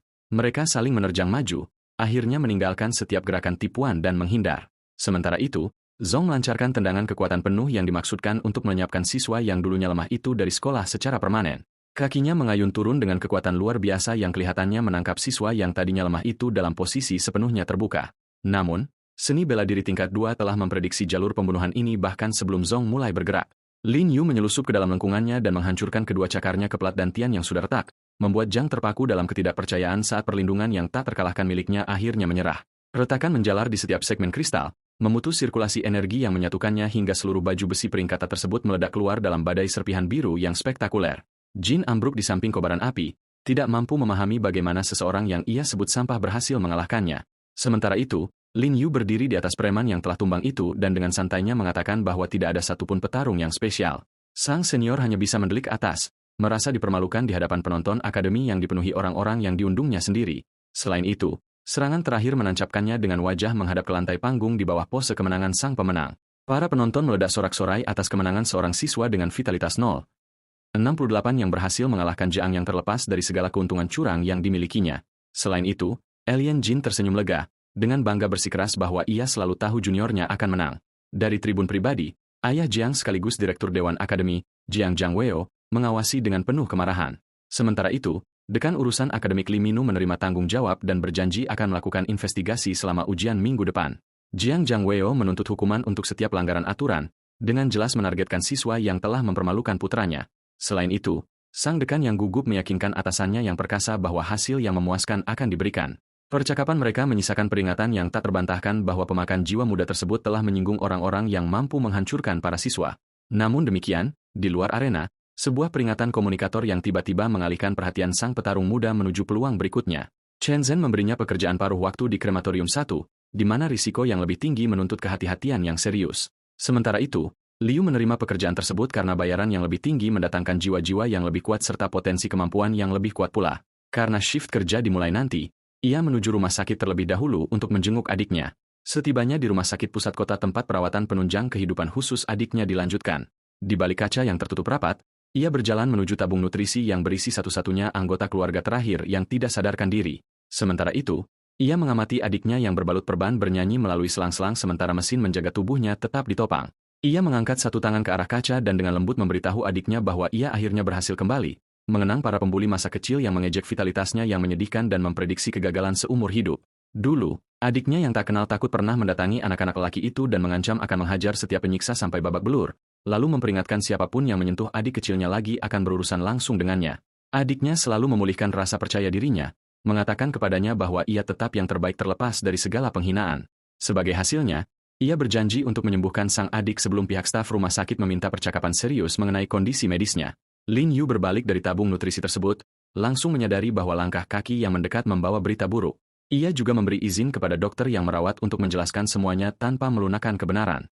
Makanan yang terkontaminasi unsur korupsi awalnya menyebabkan penyakit tersebut. Meskipun dukungan saat ini hanya mempertahankan tanda-tanda vital dasar, infeksi tersebut baru-baru ini menyerang organ-organ internal begitu agresif sehingga waktu yang tersisa mungkin hanya tinggal 6 bulan. Ia merasa limbung karena pengobatan sebelumnya berhasil mengendalikan segalanya hingga penurunan kondisi yang sangat mendadak ini terjadi. Selain itu, sang dokter memperjelas bahwa perawatan yang berkepanjangan mungkin telah membuat korupsi tersebut mengembangkan resistensi. Dalam keputusasaan, sang kakak yang khawatir menuntut opsi lain dan bersumpah untuk mengupayakan segala cara demi kelangsungan hidup adiknya. Sebagai tanggapan, sang dokter mengakui bahwa ada satu metode yang mungkin ada, meskipun mendapatkannya tampak sama sekali tidak realistis. Sebuah harta karun nasional bernama batu matahari, Sunstone, dapat menekan korupsi dan menghentikan kerusakan lebih lanjut. Kendati demikian, pemerintah menolaknya bahkan ketika adiknya yang merupakan seorang prodigi pertama kali kolaps, membuat persetujuan menjadi mustahil. Sekarang, Liu membatin dalam diam mengapa negara menabur-naburkan pengabaian kepada seseorang yang bakatnya dulu pernah melampaui satu generasi penuh, lalu bersumpah bahwa penolakan pemerintah maupun rintangan yang mustahil tidak akan menghentikannya untuk mengamankan obat tersebut. Malam itu membawanya ke krematorium satu yang menjulang tinggi untuk penugasan barunya yang penuh bahaya. Di dalam, pekerja tungku pembakaran remaja tersebut melapor langsung ke ruang 3 dan memasuki ruang pemrosesan yang luar biasa sunyi. Karena batu matahari adalah milik negara, menjadi seorang prajurit kini mewakili jalan tercepatnya, meskipun 3 jenazah manusia, termasuk tenaga medis, membuat kelompok batch ini terasa lebih aneh dari yang diharapkan. Ia menyapa para senior yang telah tiada dengan penuh rasa hormat sebelum mulai bekerja. Tanpa disadari, salah satu mayat kini telah bergerak. Korupsi hitam membangkitkan mayat terdekat di belakangnya sementara perhatiannya tetap menghadap ke depan. Mayat yang telah bermutasi itu bangkit dengan mata merah, daging yang merobek, dan senyuman kerangka yang menakutkan, memaksa dirinya berputar balik saat kebangkitan segar itu memenuhi aula. Pejuang muda itu langsung mengenali mayat hidup lainnya, namun rival manusia ini terasa jauh lebih mematikan. Sementara itu, raksasa yang terkontaminasi itu menerjang dengan kecepatan dan kedisiplinan yang jauh melampaui binatang buas yang tidak berakal. Satu kepalan tangan besar menghantam ke bawah, memaksanya untuk menghindar sebelum ubin-ubin lantai hancur berkeping-keping. Sementara itu, ayunan susulan hampir mengenalnya sementara ia merangkak menjauhi jangkauan raksasanya. Ia memahami bahwa tubuh ini dulunya milik seorang prajurit yang kekuatan terlatihnya bertahan melampaui kematian, meskipun korupsi telah menghapus kemampuan bicara dan kesadaran, menyisakan geraman lapar di balik serangannya. Prajurit garis depan yang telah gugur itu kini telah menjadi persis seperti kekejian yang pernah ia lawan untuk dihancurkan. Sementara itu, pengorbanan terakhir tersebut membuat Lin Yu bertekad untuk mengakhiri penodaan jasad itu dengan penuh rasa hormat. Mayat itu kembali menyerang, menggabungkan kekuatan monster dengan gerakan agresif yang dipelajari melalui pertempuran. Kemudian ia membanting hantaman terlatih ke pertahanan pegawai yang terangkat dan memaksa dirinya mundur. Seni bela diri militer tetap tersimpan di dalam memori ototnya, bahkan tanpa kesadaran atau penilaian sadar. Namun, pola latihan yang tetap juga mengungkapkan pukulan lurus berikutnya melalui kuda-kuda dan keseimbangan. Lin Yu menyelinap keluar dari jalur yang diprediksikan tersebut saat mayat itu berkomitmen dengan seluruh bebannya ke depan, memblokir serangan berat lainnya pada detik terakhir dan terus membaca urutan gerakannya, lalu menembus pertahanan bawahnya yang tidak stabil, mengganggu fondasi di balik serangan-serangan dahsyat tersebut. Dengan pola yang telah rusak, sang pejuang mengenali satu momen ketika serangan balik penentu menjadi mungkin. Sementara itu, ia menghantamkan pukulan Hawk yang menghancurkan ke arah kepala prajurit yang tak terlindungi sebelum pemulihan sempat dimulai. Benturan tersebut melontarkan tubuh yang telah tercemar itu berputar dan membantingnya dengan ganas ke lantai. Di sana, ia dalam hati meminta pengampunan dari senior mendiang yang terpaksa ia pukul. Sepanjang waktu itu, mayat yang telah dikalahkan tersebut kembali terbaring tak bergerak, sementara sisa pencemarannya mendesis ke dalam ruangan. Alih-alih memudar, pencemaran itu kembali memilin tubuh yang telah roboh tersebut dan membuat setiap otot yang terekspos membengkak secara mengerikan, memaksanya mundur saat pertarungan yang tadinya dikira usai kini memasuki fase kedua yang tak terduga. Mantan prajurit tersebut bangkit dalam wujud yang benar-benar berubah, menjulang seperti makhluk berkulit ungu alih-alih sesosok mayat. Selain itu, pemuda tersebut menyadari hampir tidak ada lagi sisi kemanusiaan yang tersisa di dalam cangkang yang telah bermutasi itu. Pukulan pertamanya menghantam pertahanannya dengan kekuatan yang cukup untuk mengguncang seluruh ruangan, menunjukkan bahwa kekuatan dan kecepatan telah berlipat ganda jauh melampaui mayat disiplin yang ia lawan sebelumnya. Makhluk itu menyerang tanpa henti, meninggalkan ritme bela diri demi ayakan liar yang tak terduga dan hantaman tubuh yang meremukan. Sepanjang waktu itu, ia meluncur di bawah salah satu lengan yang menjulang tinggi dan mencari target yang dapat diandalkan. Dadanya tiba-tiba terbuka menjadi mulut kedua yang dipenuhi taring, membuat serangan balik jarak dekat sekalipun menjadi hal yang bunuh diri. Meski demikian, ia tetap melancarkan serangan cepat ke atas sebelum tulang rusuk itu sempat menutup di sekelilingnya. Satu serangan balik menyapu melontarkan petarung muda itu ke samping, membanting bahunya yang berlapis pelindung ke arah dinding ruangan. Sementara itu, puing-puing yang rusak berserakan di lantai di bawah tekanan makhluk yang begitu luar biasa. Seluruh penampilan dan pola serangannya kini mirip seperti seekor buas, tanpa menyisakan disiplin prajurit sama sekali. Meskipun demikian, Linu teringat akan seorang tentara yang membela rumah dan negaranya dari serangan alien yang mustahil. Ingatan warisan itu mengajarkan kepadanya secara tepat bagaimana seharusnya seorang prajurit bersikap ketika menghadapi teror. Sementara itu, Ia menyadari bahwa rasa hormat di alam bawah sadarnya telah menahannya untuk tidak mengerahkan kekuatan penuh terhadap tubuh pinjaman ini.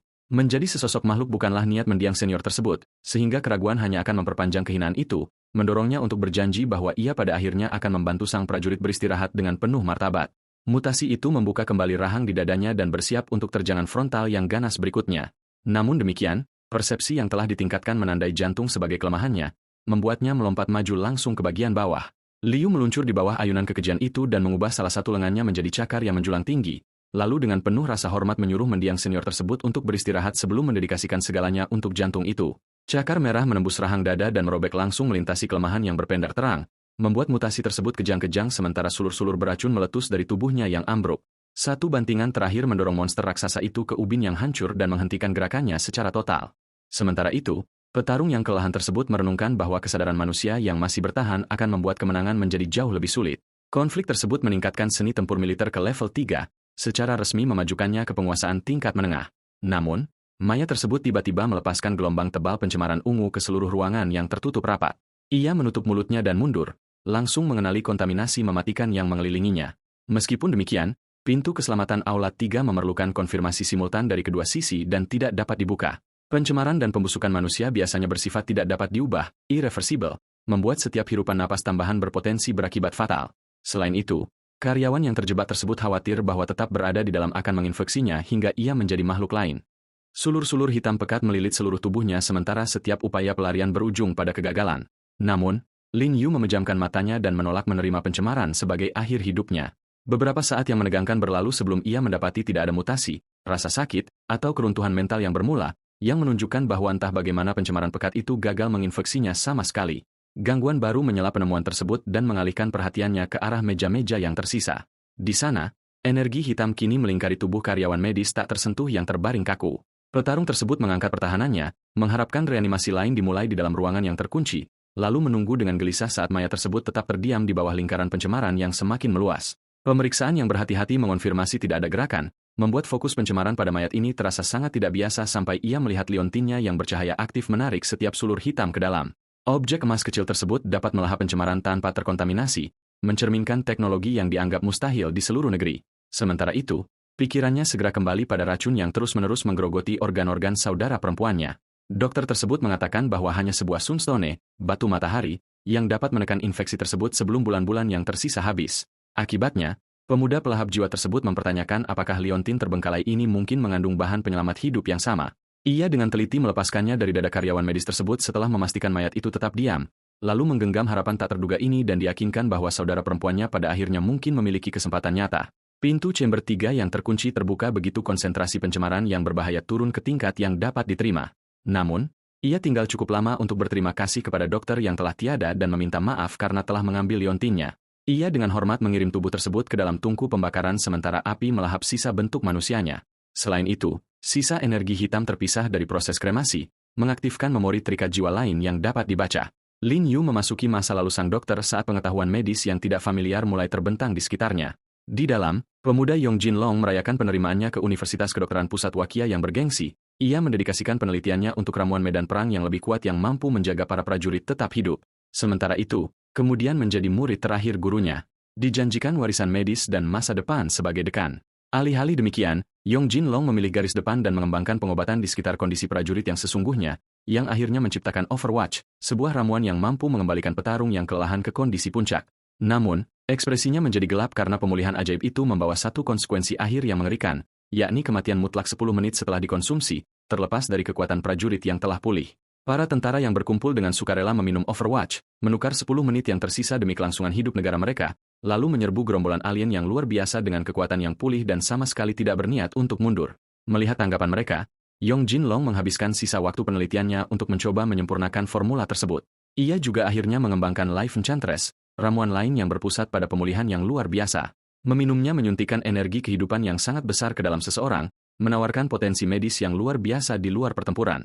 Sebelum sistem menawarkan penguasaan ramuan, pena yang patah, atau kebajikan penyembuh dari jiwa yang, Linu memilih penguasaan ramuan.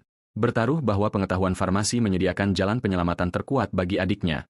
Ia juga memperoleh kemahiran ahli, ditambah resep Ascending Dragon, Overwatch, dan Life Enchantress. Dikombinasikan dengan liontin pemakan pencemaran, Pengetahuan tersebut membuat penyembuhan adiknya pada akhirnya tampak dapat dicapai.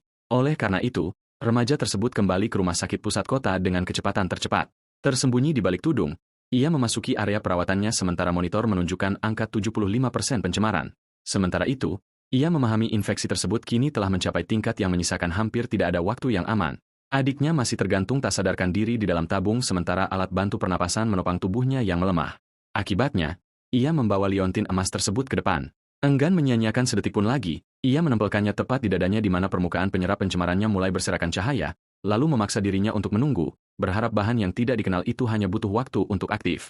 10, 20, dan 30 menit berlalu sementara monitor tetap terpaku pada angka 75%, membuat pemuda pelahap jiwa itu merasa ngeri bahwa liontin tersebut tidak dapat menekan pencemaran adiknya setelah semua usaha ini. Tabung nutrisi itu perlahan menutup kembali karena perawatan yang dicoba tidak menghasilkan peningkatan yang terlihat. Sementara itu, ia tidak dapat menahan diri untuk bertanya-tanya apakah aktivasinya tertunda atau infeksi yang berakar sangat dalam di tubuhnya telah mengalahkan liontin tersebut. Apapun penyebab kegagalan itu, Lin Yu menyimpulkan bahwa mengembangkan Life Enchantress secepat mungkin kini menjadi hal yang esensial. Sementara itu, keesokan paginya membawanya kembali ke Akademi Qing Tang dengan penelitian farmasi, menggantikan kekhawatiran normal. Di saat teman-teman sekelas bersosialisasi, petarung muda itu memenuhi mejanya dengan buku-buku referensi dan mempelajari setiap resep warisan. Pertama, menyingkirkan Overwatch karena kepastian kematian 10 menit membuat pengujian praktis sama sekali tidak dapat diterima. Bahan-bahan Life Enchantress hanya ada di dalam zona bencana parah, sementara Ascending Dragon membutuhkan rumput kristal merah yang sulit ditemukan. Sementara itu, pembatasan militer di sekitar wilayah yang tercemar membuat pengumpulan bahan-bahan tersebut hampir mustahil dilakukan. Lin Hen menginterupsi penelitiannya, menanyakan mengapa ia tampak terganggu selama 2 hari berturut-turut, lalu mengundangnya ke kafe G yang baru buka dekat halte bus mereka sepulang sekolah. Ia menolak karena malam ini sudah membawa pekerjaan mendesak, meskipun ia dengan teliti menghindari penjelasan mengenai alasannya. Alih-alih mendesak, Lin Xin berjanji untuk membantu kapanpun kesulitan tersembunyinya menjadi terlalu berat, seperti saat ia sebelumnya menyelamatkannya dari kelompok Jiang dan ia tak terbantahkan ingin membalas kebaikan tersebut. Teman-teman sekelas di sekitar menyebutkan kendaraan militer yang memasuki lingkungan mereka semalam, menyarankan sesuatu yang besar terjadi tanpa peringatan. Sementara itu, Lin Yu tahu daerah pemukiman rutin tidak pernah menerima pengerahan pasukan kecuali ancaman baru muncul. Lin Hen secara diam-diam setuju bahwa kebenaran tidak dapat tetap tersembunyi lebih lama lagi. Oleh karena itu, ia mendekat dan ingin tahu apakah keluarganya memberikan informasi orang dalam yang dapat diandalkan. Setelah ragu-ragu sejenak, senior berambut merah muda itu memutuskan bahwa peringatan ini lebih penting daripada kerahasiaan, dengan membongkar fakta bahwa skuad patroli ayahnya dipanggil semalam untuk memperkuat keamanan militer. Distrik terbengkalai di sebelah utara sekolah mungkin akan segera menerima klasifikasi resmi sebagai zona tercemar karena seekor piton berlapis kristal bersarang di sana sementara konsentrasi pencemaran lokal melonjak tak terkendali semalam. Nama makhluk itu langsung menarik perhatian sang remaja, menghubungkan ancaman tersebut dengan pencarian bahan putus asanya. Rumput kristal merah tumbuh setelah racun piton mencemari tanah yang cocok dengan sempurna, menjadikan sarang ini sebagai sumber yang ideal. Meskipun Lin Xin dengan tegas memperingatkan agar ia menjaga segala hal yang diungkapkannya tetap menjadi rahasia, ia dengan tenang bersumpah untuk bungkam sambil menyadari bahwa kesempatan ini mungkin tidak akan pernah datang lagi. Ia juga memilih untuk masuk malam ini sebelum pihak berwenang sepenuhnya menutup distrik utara. Sinar bulan menyingkapkan pagar yang diperkuat, lampu sorot yang menyapu, dan patroli bersenjata yang menjaga setiap pintu masuk yang tampak jelas. Kendati demikian, sang penyusup tersembunyi mengamati dari tempat perlindungan terdekat alih-alih secara gegabah menantang para prajurit terlatih. Ia memperhitungkan bahwa setiap lampu sorot memiliki titik buta selama setengah detik setiap 14 detik, sementara para patroli berputar setiap setengah jam. Ia kemudian mengaktifkan kamuflase aura dan melesat keluar dari balik semak-semak tepat pada celah yang sangat sempit itu. Ia berlari di antara sorotan cahaya yang bersilangan, tetap transparan saat teknik latihan waktunya mencegah keterbukaan sebelum melompati kawat berduri dan mendarat tanpa suara di luar perimeter yang dijaga. Tiba-tiba seorang prajurit berbalik, merasakan seseorang di belakangnya meskipun sama sekali tidak melihat apapun. Namun, lampu sorot hanya menampakkan pagar yang kosong dan reruntuhan gelap di bawah cahaya bulan. Rekannya mengabaikan tanda bahaya itu sebagai kepanasan saraf, memungkinkan sang penyusup tak kasat mata itu untuk terus melanjutkan perjalanannya tanpa terdeteksi. Sementara itu, Lin Yu mendarat di dalam distrik terbengkalai, membuktikan bahwa penyusupannya berhasil. Ia menyusuri jalan-jalan yang hancur sendirian, bergerak lebih jauh di antara bangunan-bangunan yang runtuh menuju sarang makhluk mengerikan itu hingga melihat kilau menjanjikan yang tersembunyi di balik struktur lain yang hancur. Di sana, seekor ular sanca lapis baja kristal yang besar tertidur melingkar di atas beberapa tanaman merah yang bersinar, membuatnya memanjat dengan hati-hati dan memanen semuanya sementara monster itu tetap tidak sadarkan diri. Ia mencapai tepian di sebelah tubuh raksasa tempat Venom membudidayakan rumput kristal merah yang melimpah, lalu menyeringai dan mengulurkan satu tangan ke arah bahan yang sempurna itu tanpa mengganggu sang buas yang sedang tidur. Sayangnya, ular sanca itu terbangun pada detik itu juga dan menjulang di atas Lin Yu dengan mata yang menyala-nyala, menyebabkannya mengenali perangkap tersebut sebelum kepala kolosalnya dapat menyelesaikan serangan pembukanya. Seni bertempur militer memprediksi serangan tersebut, memungkinkannya untuk menghindari ke samping saat rahang lapis baja menghancurkan tepian. Selama waktu itu, ular sanca yang mengamuk tersebut jatuh menghantam ke bawah dan mengubur reruntuhan di sekitarnya di bawah beton yang hancur. Ia melompat ke arah rumput di tengah keruntuhan alih-alih mundur dengan tangan kosong, berhasil merobek satu tanaman merah lengkap dari tanah saat puing-puing meledak di sekelilingnya. Ular sanca itu menerjang lagi, tetapi ia meliuk di bawah rahangnya sambil melindungi rampasannya, membuat sang monster menggigit udara kosong dan menjadi semakin marah pada penyusup yang penuh tipu muslihat itu. Binatang buas itu bangkit di dalam halaman yang runtuh, memperlihatkan tubuh raksasa yang tertutup baju besi kristal biru. Sementara itu, petarung muda kita menghadapi makhluk alien yang menjulang tinggi itu sendirian tanpa ada tempat yang aman di dekatnya. Ia melihat bahwa reaksinya jauh lebih lambat dari perkiraan, menunjukkan beberapa kelemahan sementara yang membatasi binatang buas itu, lalu melihat sisik-sisik tidak rata yang terpisah di sepanjang leher besar ular sanca tersebut. Memahami bahwa makhluk itu sedang berganti kulit memperjelas responsnya yang lamban dan menawarkan satu keuntungan kelangsungan hidup yang sempit, meskipun tubuhnya yang menyapu masih melumatkan kendaraan dan batu bata serta hampir menghancurkannya. Ledakan tersebut mengekspos suhu tubuh Liu, seolah-olah memungkinkan predator untuk mengikutinya terlepas dari kamuflase. Akibatnya, sekadar berlari cepat melalui tanah terbuka hanya akan menjamin kematiannya. Ia nyaris menghindari dampak dahsyat lainnya, menolak untuk menyerahkan rumput yang telah dipanen, lalu secara sengaja berlari lebih dalam di antara bangunan-bangunan, memilih medan yang terbatas daripada jalur pelarian terbuka. Ular sanca itu mengikuti dengan sempurna seperti yang direncanakan, memaksa lilitan tubuhnya yang menjulang tinggi melalui gang yang menyempit. Selain itu, petarung kita bersiap untuk memanfaatkan arsitektur yang sangat membatasi gerakan sang monster. Ia mempercepat langkahnya melewati lorong tersebut saat ular sanca yang mengejarnya membentur tanpa daya pada kedua dinding, memverifikasi bahwa tubuhnya yang terlalu besar tidak dapat masuk dengan benar ke ruang sempit di sekitarnya. Binatang buas yang terjebak itu memaksakan kepalanya masuk di antara bangunan-bangunan, mengaum dalam jarak serang, tetapi tidak dapat bermanuver. Selain itu, ia berbalik, mengumumkan bahwa ia berniat menyelesaikan konfrontasi mereka. Di sini, ular sanca itu dengan kekuatan penuh memperlebar celah dengan tengkoraknya yang berlapis baja, percaya bahwa mangsanya telah menyudutkan dirinya sendiri. Selama waktu itu, Lin Yu berdiri teguh di hadapan rahang yang cukup besar untuk menelannya bulat-bulat. Ia mengungkapkan bahwa ia tidak pernah lari dari ketakutan, melainkan hanya mencari kesempatan yang sempurna untuk membunuhnya. Pada saat yang sama, monster yang sedang berganti kulit itu mengekspos jaringan merah yang lebih lembut di antara sisi kristal yang baru terpisah. Tangannya berubah menjadi cakar merah, memusatkan setiap keuntungan yang tersedia menjadi satu serangan balasan yang menentukan. Selain itu, ia melesat langsung di bawah mulut ular sanca yang sedang menurun tanpa melambat. Saat pergantian kulit melemahkan pelindungnya, menyerang titik lemah yang diprediksi seharusnya melewati setiap sisik yang mengeras. Akibatnya, sang pemburu muda menancapkan cakar yang membara ke titik persis itu dengan kekuatan eksplosif. Pukulan tersebut merobek bagian bawah ular sanca yang terbuka secara mendalam sementara rahangnya yang besar tergantung tanpa daya terbuka. Sementara itu, mata sang monster yang menyala-nyala membeku saat kerusakan fatal menyebar ke seluruh tubuhnya. Leher kolosalnya terhempas ke belakang, pecahan pelindung yang retak berhamburan di gang yang runtuh sebelum Lin Yu menyelesaikan tebasannya dan merobek daging yang rentan dalam satu gerakan. Ular sanca lapis baja kristal itu ambruk di belakangnya, dikalahkan oleh satu serangan yang ditargetkan secara sempurna, meninggalkan sang pemburu muda terkagum-kagum pada perencanaan matang yang memungkinkannya untuk mengalahkan binatang alien berbahaya seorang diri. Sistem memberi penghargaan 5% kemahiran cakar, membawa kemajuan tingkat 1 ke angka 95%. Sementara itu, remaja tersebut mempertanyakan efek baru apa yang menanti ketika satu peningkatan yang menentukan menyelesaikan level tersebut. Keesokan harinya membawa Lin Yu ke apotek Tongendai dengan setiap bahan ramuan yang diperlukan telah diamankan, karena hanya ruang pencampuran yang dapat digunakan yang sekarang memisahkan dirinya dari memproduksi naga penanjak, Ascending Dragon. Sayangnya, para staf dengan marah menolak permintaan peminjamannya, menekankan bahwa peralatan mereka berharga sangat mahal. Sementara itu, mereka melemparkan sang siswa yang gigih keluar karena langsung menolak penjelasannya. Malam tiba sementara ia terus mencari ke seluruh kota untuk alternatif lain yang terjangkau, menyesali bahwa ingatan Yong Jinlong menyebutkan laboratorium pribadi tanpa menunjukkan lokasi sebenarnya. Membeli peralatan standar sendiri akan menghabiskan biaya ratusan ribu atau jutaan, jauh di luar sumber dayanya, sampai suara tak terduga dari sebuah toko tradisional mengganggu perhitungan yang mengecilkan hati itu. Papan namanya bertuliskan Aula Zingshan Hall, sebuah nama yang terasa familiar dan menarik sang apoteker muda lebih dekat. Selain itu, rak-rak berisi toples obat mengungkapkan bahwa bangunan kuno tersebut tampak seperti apotek lain pada umumnya. Dengan tidak ada lagi yang perlu hilang, Lin Yu masuk dan memutuskan untuk bertanya secara langsung, mendapati seorang pegawai muda yang asyik dengan permainan ponselnya alih-alih melayani pelanggan. Ia diam-diam mempertanyakan bagaimana bisnis yang terabaikan ini terhindar dari kebangkrutan sebelum mendekati konter, lalu ingin tahu apakah apotek tersebut memiliki ruang pencampuran ramuan yang layak. Pegawai yang terganggu itu akhirnya mendongak, dengan curiga menuntut mengapa orang asing membutuhkan peralatan semacam itu. Akibatnya, ia langsung menawarkan 1.000 yuan untuk akses selama 2 jam. Proposal penuh percaya diri itu mengejutkan sang gamer, yang mempertanyakan apakah siswa biasa ini dapat menyewa fasilitas pribadi begitu saja. Selama waktu itu, ia menaikkan tawarannya menjadi 2.000 yuan dan memperingatkan akan pergi jika tidak diizinkan. Uang mengalahkan keraguan, dan pegawai muda itu dengan cepat menerima pembayaran dengan antusiasme yang baru, lalu meninggalkan permainannya dan menyuruh pelanggannya untuk mengikutinya masuk ke dalam. Pegawai tersebut secara diam-diam berencana untuk menghapus bukti pengawasan nanti, menjaga persewaan yang tidak sah ini agar tetap tersembunyi total.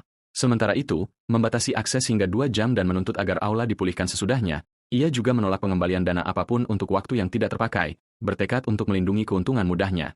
Kemudian ia memperingatkan Liu bahwa merusak bahkan satu mesin berarti membayar nilainya secara penuh.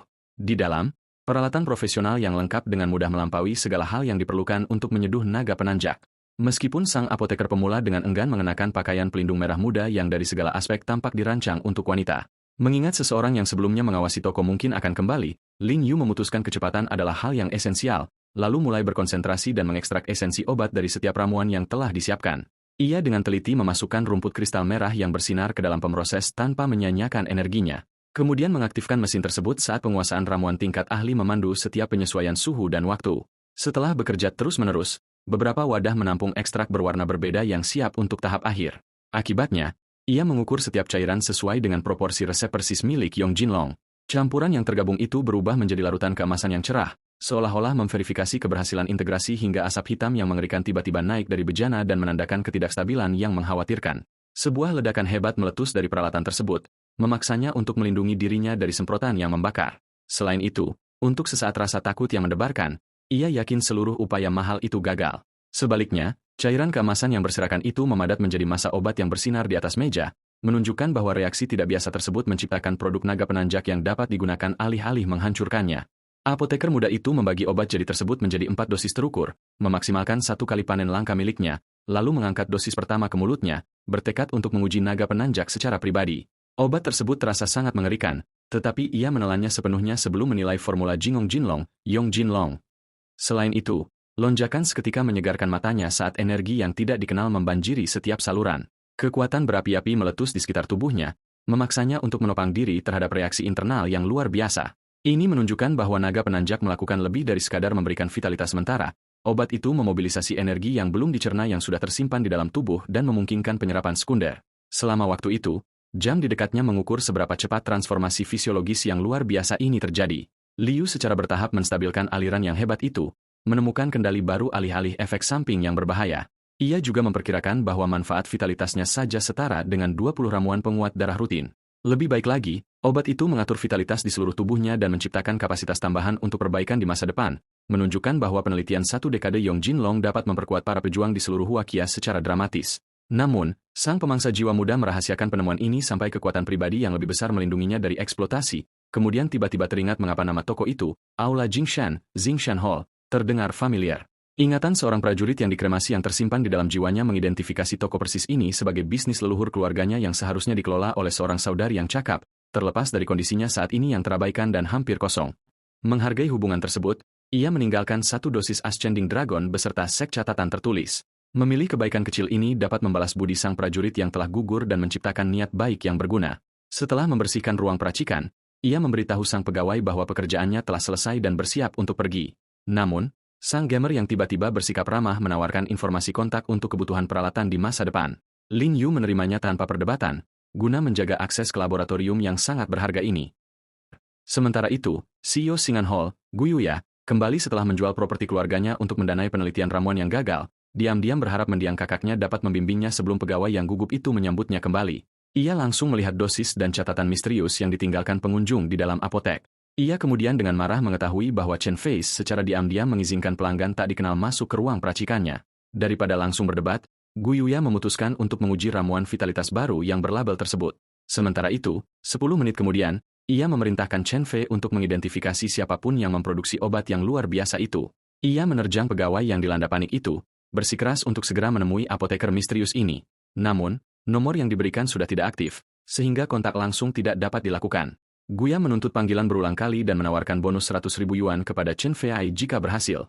Selama waktu itu, pemandangan bergeser ke pasar gelap bawah tanah yang ramai di tempat lain di kota. Linux diam-diam mengiklankan 2 ramuan penguat tubuh dengan khasiat 20 kali lipat dan harga yang terus meningkat, menyembunyikan identitasnya di balik tudung saat para pembeli yang skeptis berkumpul di sekitar stand daruratnya. Para pembeli mengejek klaim luar biasa tersebut, dengan alasan bahwa obat peningkat darah sekalipun hanya melipat gandakan vitalitas. Meski demikian, pedagang bertudung itu terpaksa menjualnya karena tagihan medis adiknya membutuhkan uang tunai mendesak. Pembeli muda yang perkasa, Tun, tiba bersama para pengawal dan seorang wanita berambut pirang di samping pasar. Sementara itu, sang teman mengarahkan bosnya ke kerumunan yang sangat besar di sekitar penjual yang tersembunyi itu.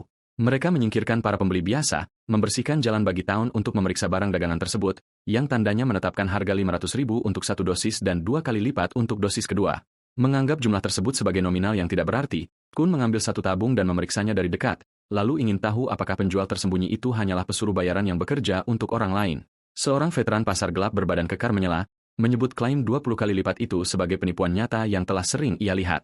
Namun, Tokun mengidentifikasi dirinya sebagai putra sulung Ming Hai, menepi segala tuduhan pesuruh bayaran. Sang veteran mengajukan taruhan, menawarkan permintaan maaf secara terbuka jika itu berhasil, tetapi mengancam kehancuran jika tidak. Sepanjang waktu itu, Tokun menganggap bahwa membeli satu tabung yang meragukan itu membawa sedikit risiko pribadi. Sebelum ia memilih, sang penantang yang agresif itu menuju ke arah stand dan barang dagangan pedagang bertudung tersebut. Akibatnya, pedagang bertudung itu langsung menendangnya ke belakang dengan kekuatan yang cukup untuk mengangkat tubuhnya yang besar. Mata Liu menjadi gelap saat cakar merah, Crimson Claws, muncul, memperingatkan setiap penonton agar tidak ikut campur lebih jauh. Kemudian satu tangan membanting veteran tersebut ke batu, membuat sang ahli gadungan itu benar-benar tak berdaya. Ia memerintahkan pembuat onar yang dikalahkan itu untuk tetap diam kecuali jika ia benar-benar berniat membeli. Sementara itu, Kun mempertanyakan apakah kekuatan luar biasa seperti itu sudah berasal dari obat yang diiklankan. Ia mentransfer 500.000 yuan dan secara resmi membeli dosis Ascending Dragon pertama yang tersisa, meskipun teman pirangnya menawarkan diri untuk mengujinya terlebih dahulu demi mencari racun tersembunyi. Sakun menolak ragu-ragu dan meminum sendiri seluruh ramuan mahal itu di depan semua orang yang menonton. Selama waktu itu, Liu memperingatkan bahwa aktivasinya memerlukan ketahanan terhadap rasa sakit yang cukup parah untuk mematahkan tubuh orang normal. Tabung kosong itu pecah saat Kun tiba-tiba kehilangan kendali atas tubuhnya. Selain itu, energi merah yang membara melilitnya sementara rasa sakit yang luar biasa mendorongnya berlutut. Pengiringnya yang panik memperingatkan semua orang di dekatnya, percaya bahwa bos mereka mungkin sekarat, namun ia dengan tenang menjelaskan bahwa Qiaon hanya butuh ketangguhan yang cukup untuk bertahan dalam transformasi tersebut. Tokun mengaktifkan teknik substitusi keluarganya, menyalurkan energi obat yang ganas melalui sirkulasi yang disiplin. Sementara itu, kekuatan berapi-api stabil di sekelilingnya saat Sang Tao berhasil menahan Ascending Dragon. 30 menit kemudian, Tao Kun merayakan saat vitalitasnya secara meulus menembus angka 10, lalu dengan tidak sabar meminta sisa tabung dan berjanji untuk membeli setiap batch di masa depan. Penjual menagih 1 juta untuk dosis kedua dan membatasi penjualan menjadi sebulan sekali. Meski begitu, Sao melakukan pembayaran secara instan sementara para saksi yang terkejut menyadari bahwa klaim khasiat 20 kali lipat obat itu adalah asli. Ia selanjutnya mengingatkan sang veteran kekar untuk memenuhi janji permintaan maaf dengan berlutut. Selain itu, veteran yang terhina itu bersujud sambil mengaku bahwa ia gagal mengenali kehebatan Kun. Dengan uang rumah sakit yang sudah di tangan, Lin Yu pergi dengan cepat untuk memperbarui perawatan adiknya sebelum jam tutup. Namun, Kun mengejarnya dan meminta sang master misterius untuk menunggu. Sang Sawer menawarkan posisi apoteker keluarga khusus dengan gaji dan fasilitas tanpa batas, meskipun ia menolak pekerjaan tersebut karena menghargai kebebasan dan menolak batasan institusional. Song justru mengusulkan kerjasama di mana Lin menyediakan resep dan keluarga Tao yang menangani produksinya. Hal itu membuat Linu menganggap jaringan mereka berguna untuk mencari 5 bahan penting milik Life Enchantress. Ia menerima syarat tersebut jika Kun dapat menemukan bahan obat yang sangat langka tersebut, dengan menyebutkan Purple Cloud Lotus, Ice Heart Grass, Radiant Leaf Fruit, Dragon Whisker Vine, dan Earth Dragon Essence. Teman berambut pirang itu mengenali Earth Dragon Essence sebagai spesialisasi daerah tetangga Funjo dari catatan asosiasi, lalu mengungkapkan bahwa seniman bela diri resmi dapat mengakses database bahan asosiasi seni bela diri. Tokun dapat segera mengamankan 3 bahan, menantang para monster penjaga Radiant Leaf Fruit, dan menghadiri lelang tanaman merambat bulan depan. Oleh karena itu, kedua pria tersebut bertukar informasi kontak dan sepakat untuk membagikan setiap kemajuan. Setelah Linu pergi, Kun melarang kebocoran dan berencana melaporkan semuanya secara langsung kepada ayahnya selaku patriark. Sementara itu, para siswa Akademi Qingtong mulai melakukan ujian fisik di dalam gimnasium. Seorang penguji menjelaskan bahwa skor pukulan menentukan kuota penilaian prajurit yang terbatas, menuntut kinerja terkuat dari setiap orang. Sementara itu, seorang siswa berambut hijau berbadan kekar menyerang mesin dengan pukulan eksplosif bertenaga penuh. Tampilannya mencatat 312 kg, menetapkan tolok ukur awal yang mengintimidasi. Sementara itu, teman sekelas mencatat bahwa 3 besar peraih posisi teratas akan menerima tempat penilaian prajurit yang dijamin. Petarung muda itu memperkirakan kekuatan dan tubuhnya kini seharusnya menghasilkan sekitar 1000 kg. Namun, Penguji memperingatkan bahwa setiap siswa hanya menerima satu kesempatan tercatat di mesin. Siswa yang tadinya lemah melangkah maju dan meluncurkan pukulan tertahan, mengharapkan skor kualifikasi yang mudah, yang dampaknya masih bergemuruh di seluruh aparatus dan mengguncang rumahannya yang diperkuat.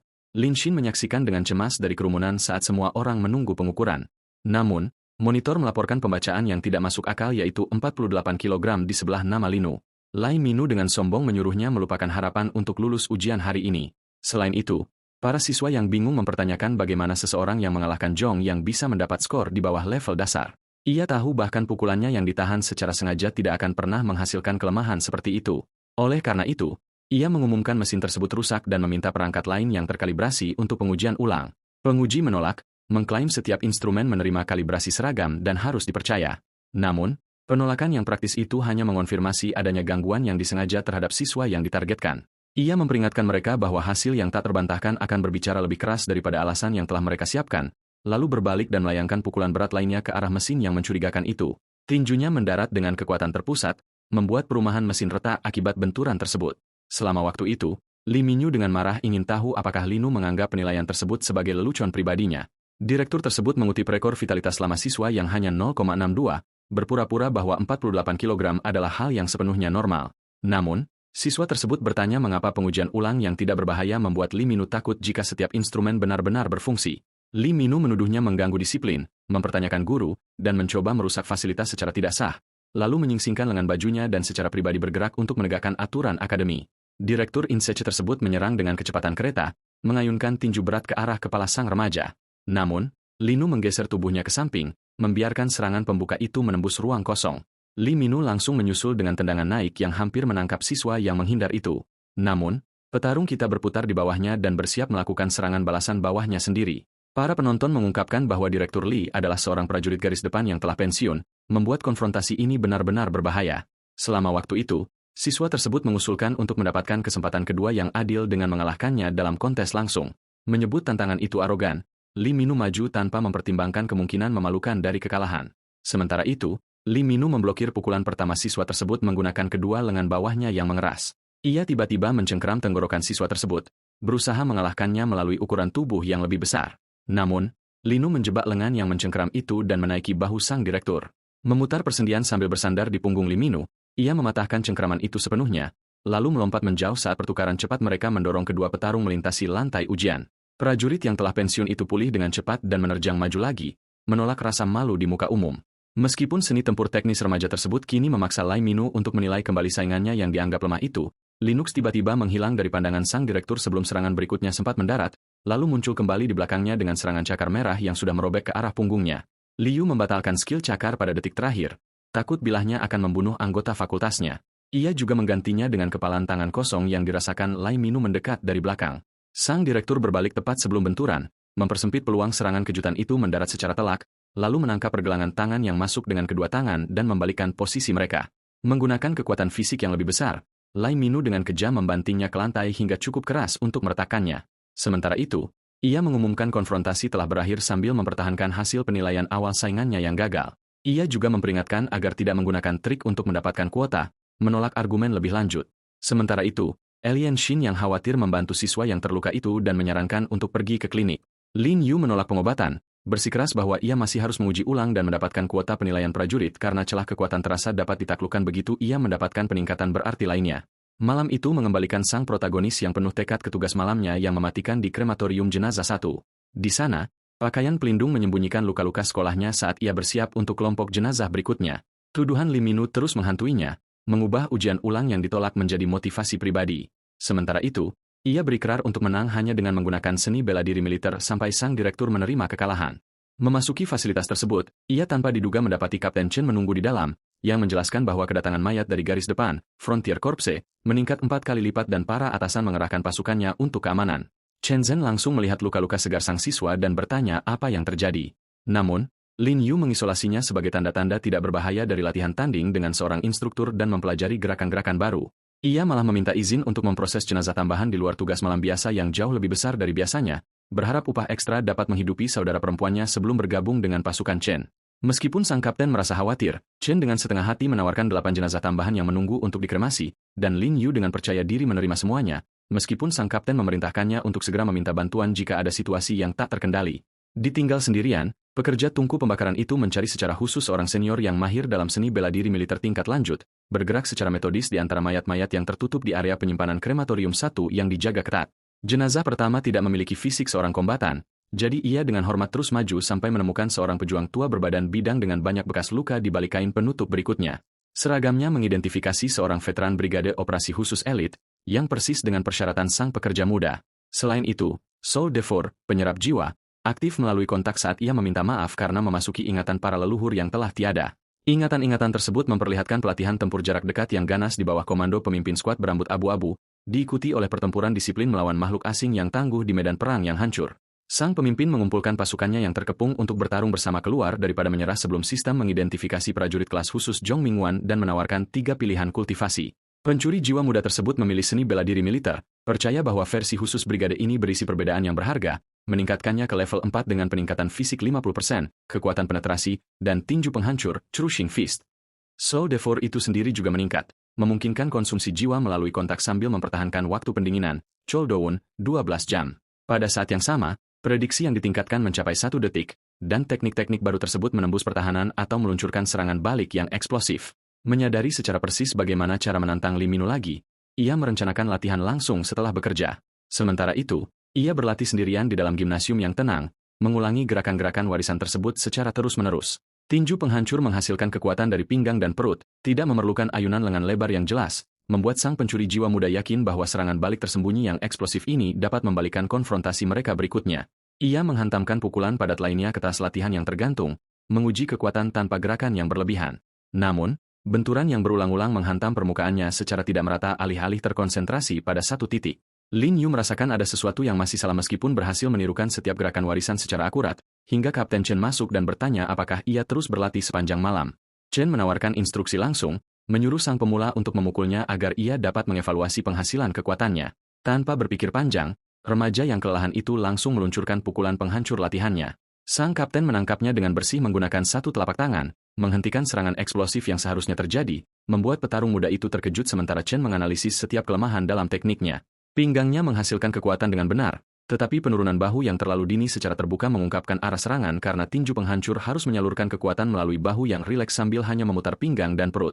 Lin Yu menerima koreksi tersebut dan bersiap untuk percobaan lain dengan postur yang sepenuhnya disesuaikan, lalu memukul tas itu lagi, mengirimkan kekuatan terkonsentrasi langsung melalui tubuhnya yang diperkuat. Merasakan perbedaannya seketika, petarung muda itu akhirnya memahami bagaimana teknik tersebut seharusnya beroperasi.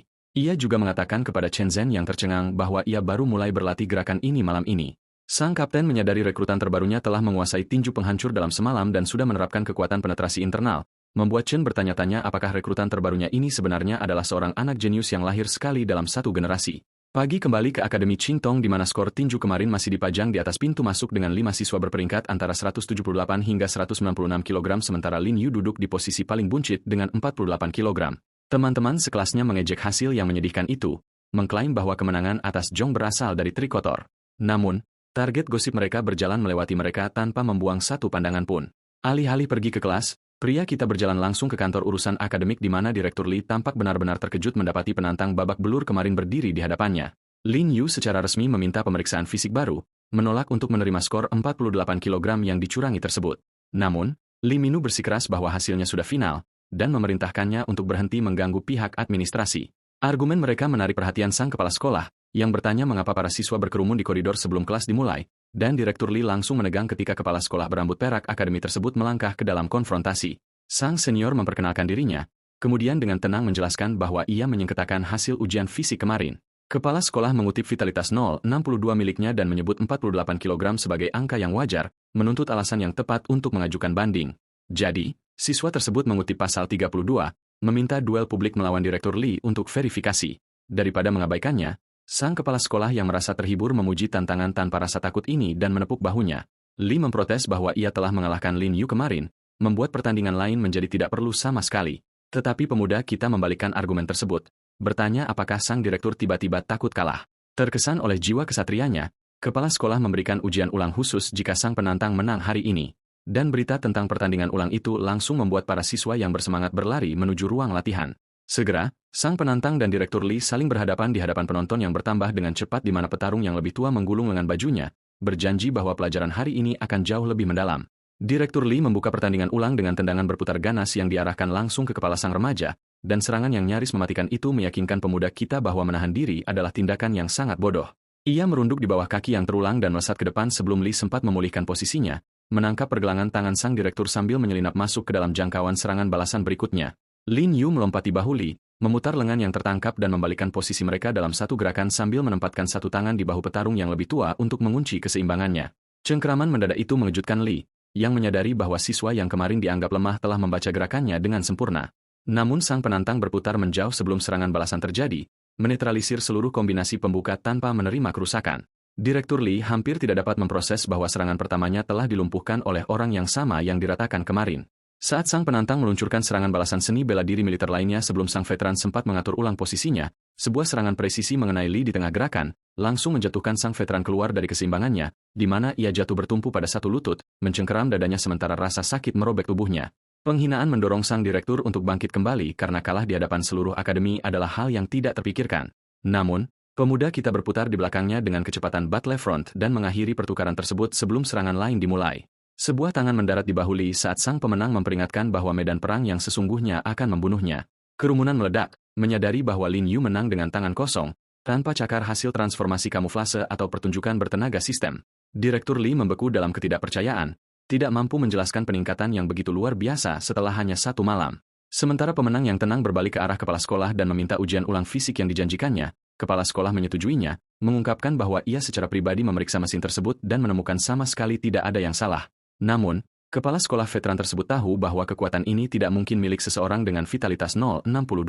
Dengan pertandingan ulang yang telah selesai, Lin Yu berdiri di hadapan mesin yang sama yang mengecapnya secara fisik tidak berguna, menarik satu napas mantap dan menyalurkan setiap ons kekuatan bela diri yang baru disempurnakan ke dalam tinjunya, lalu melepaskan pukulan berkekuatan penuh yang meledak menghantam sensor dengan dentuman keras. Remaja tersebut berbalik tanpa ragu-ragu, sudah yakin bahwa mesin tersebut akhirnya menangkap sesuatu yang mendekati kenyataan. Sementara para siswa berkerumun di pagar pembatas dan berusaha membaca skor luar biasa yang muncul. Direktur Lee menatap dengan ngeri, tidak dapat memahami bagaimana orang lemah kemarin menghasilkan kekuatan sebesar itu, dan bahkan kepala sekolah yang berpengalaman terdiam saat angka mustahil itu selesai dikalkulasikan di depan matanya.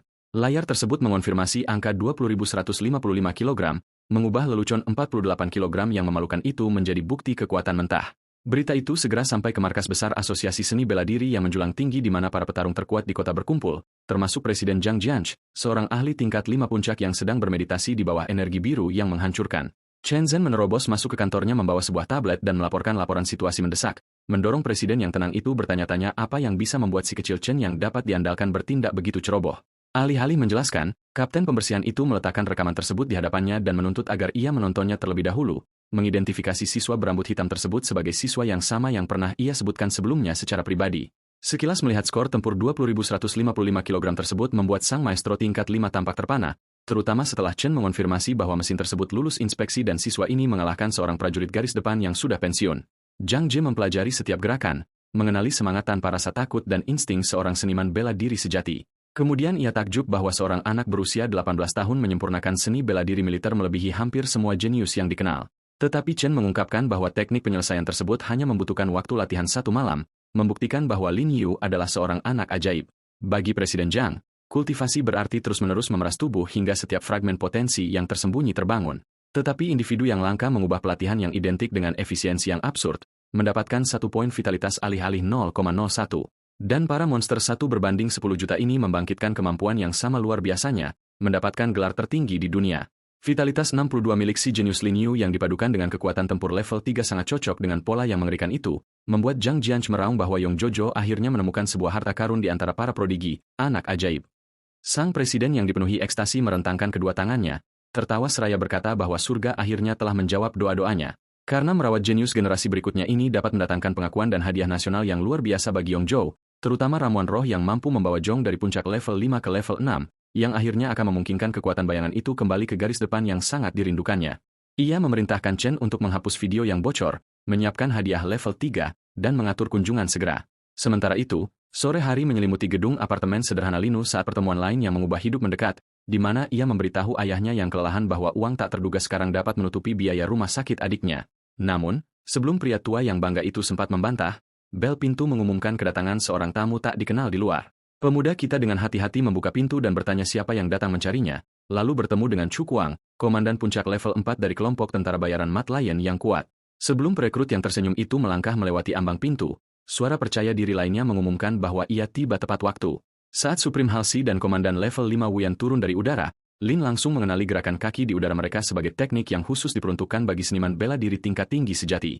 Sementara Chu Kuang memblokir komandan Wu, bersikeras bahwa kedatangan pertama memberikan hak untuk bernegosiasi lebih dulu.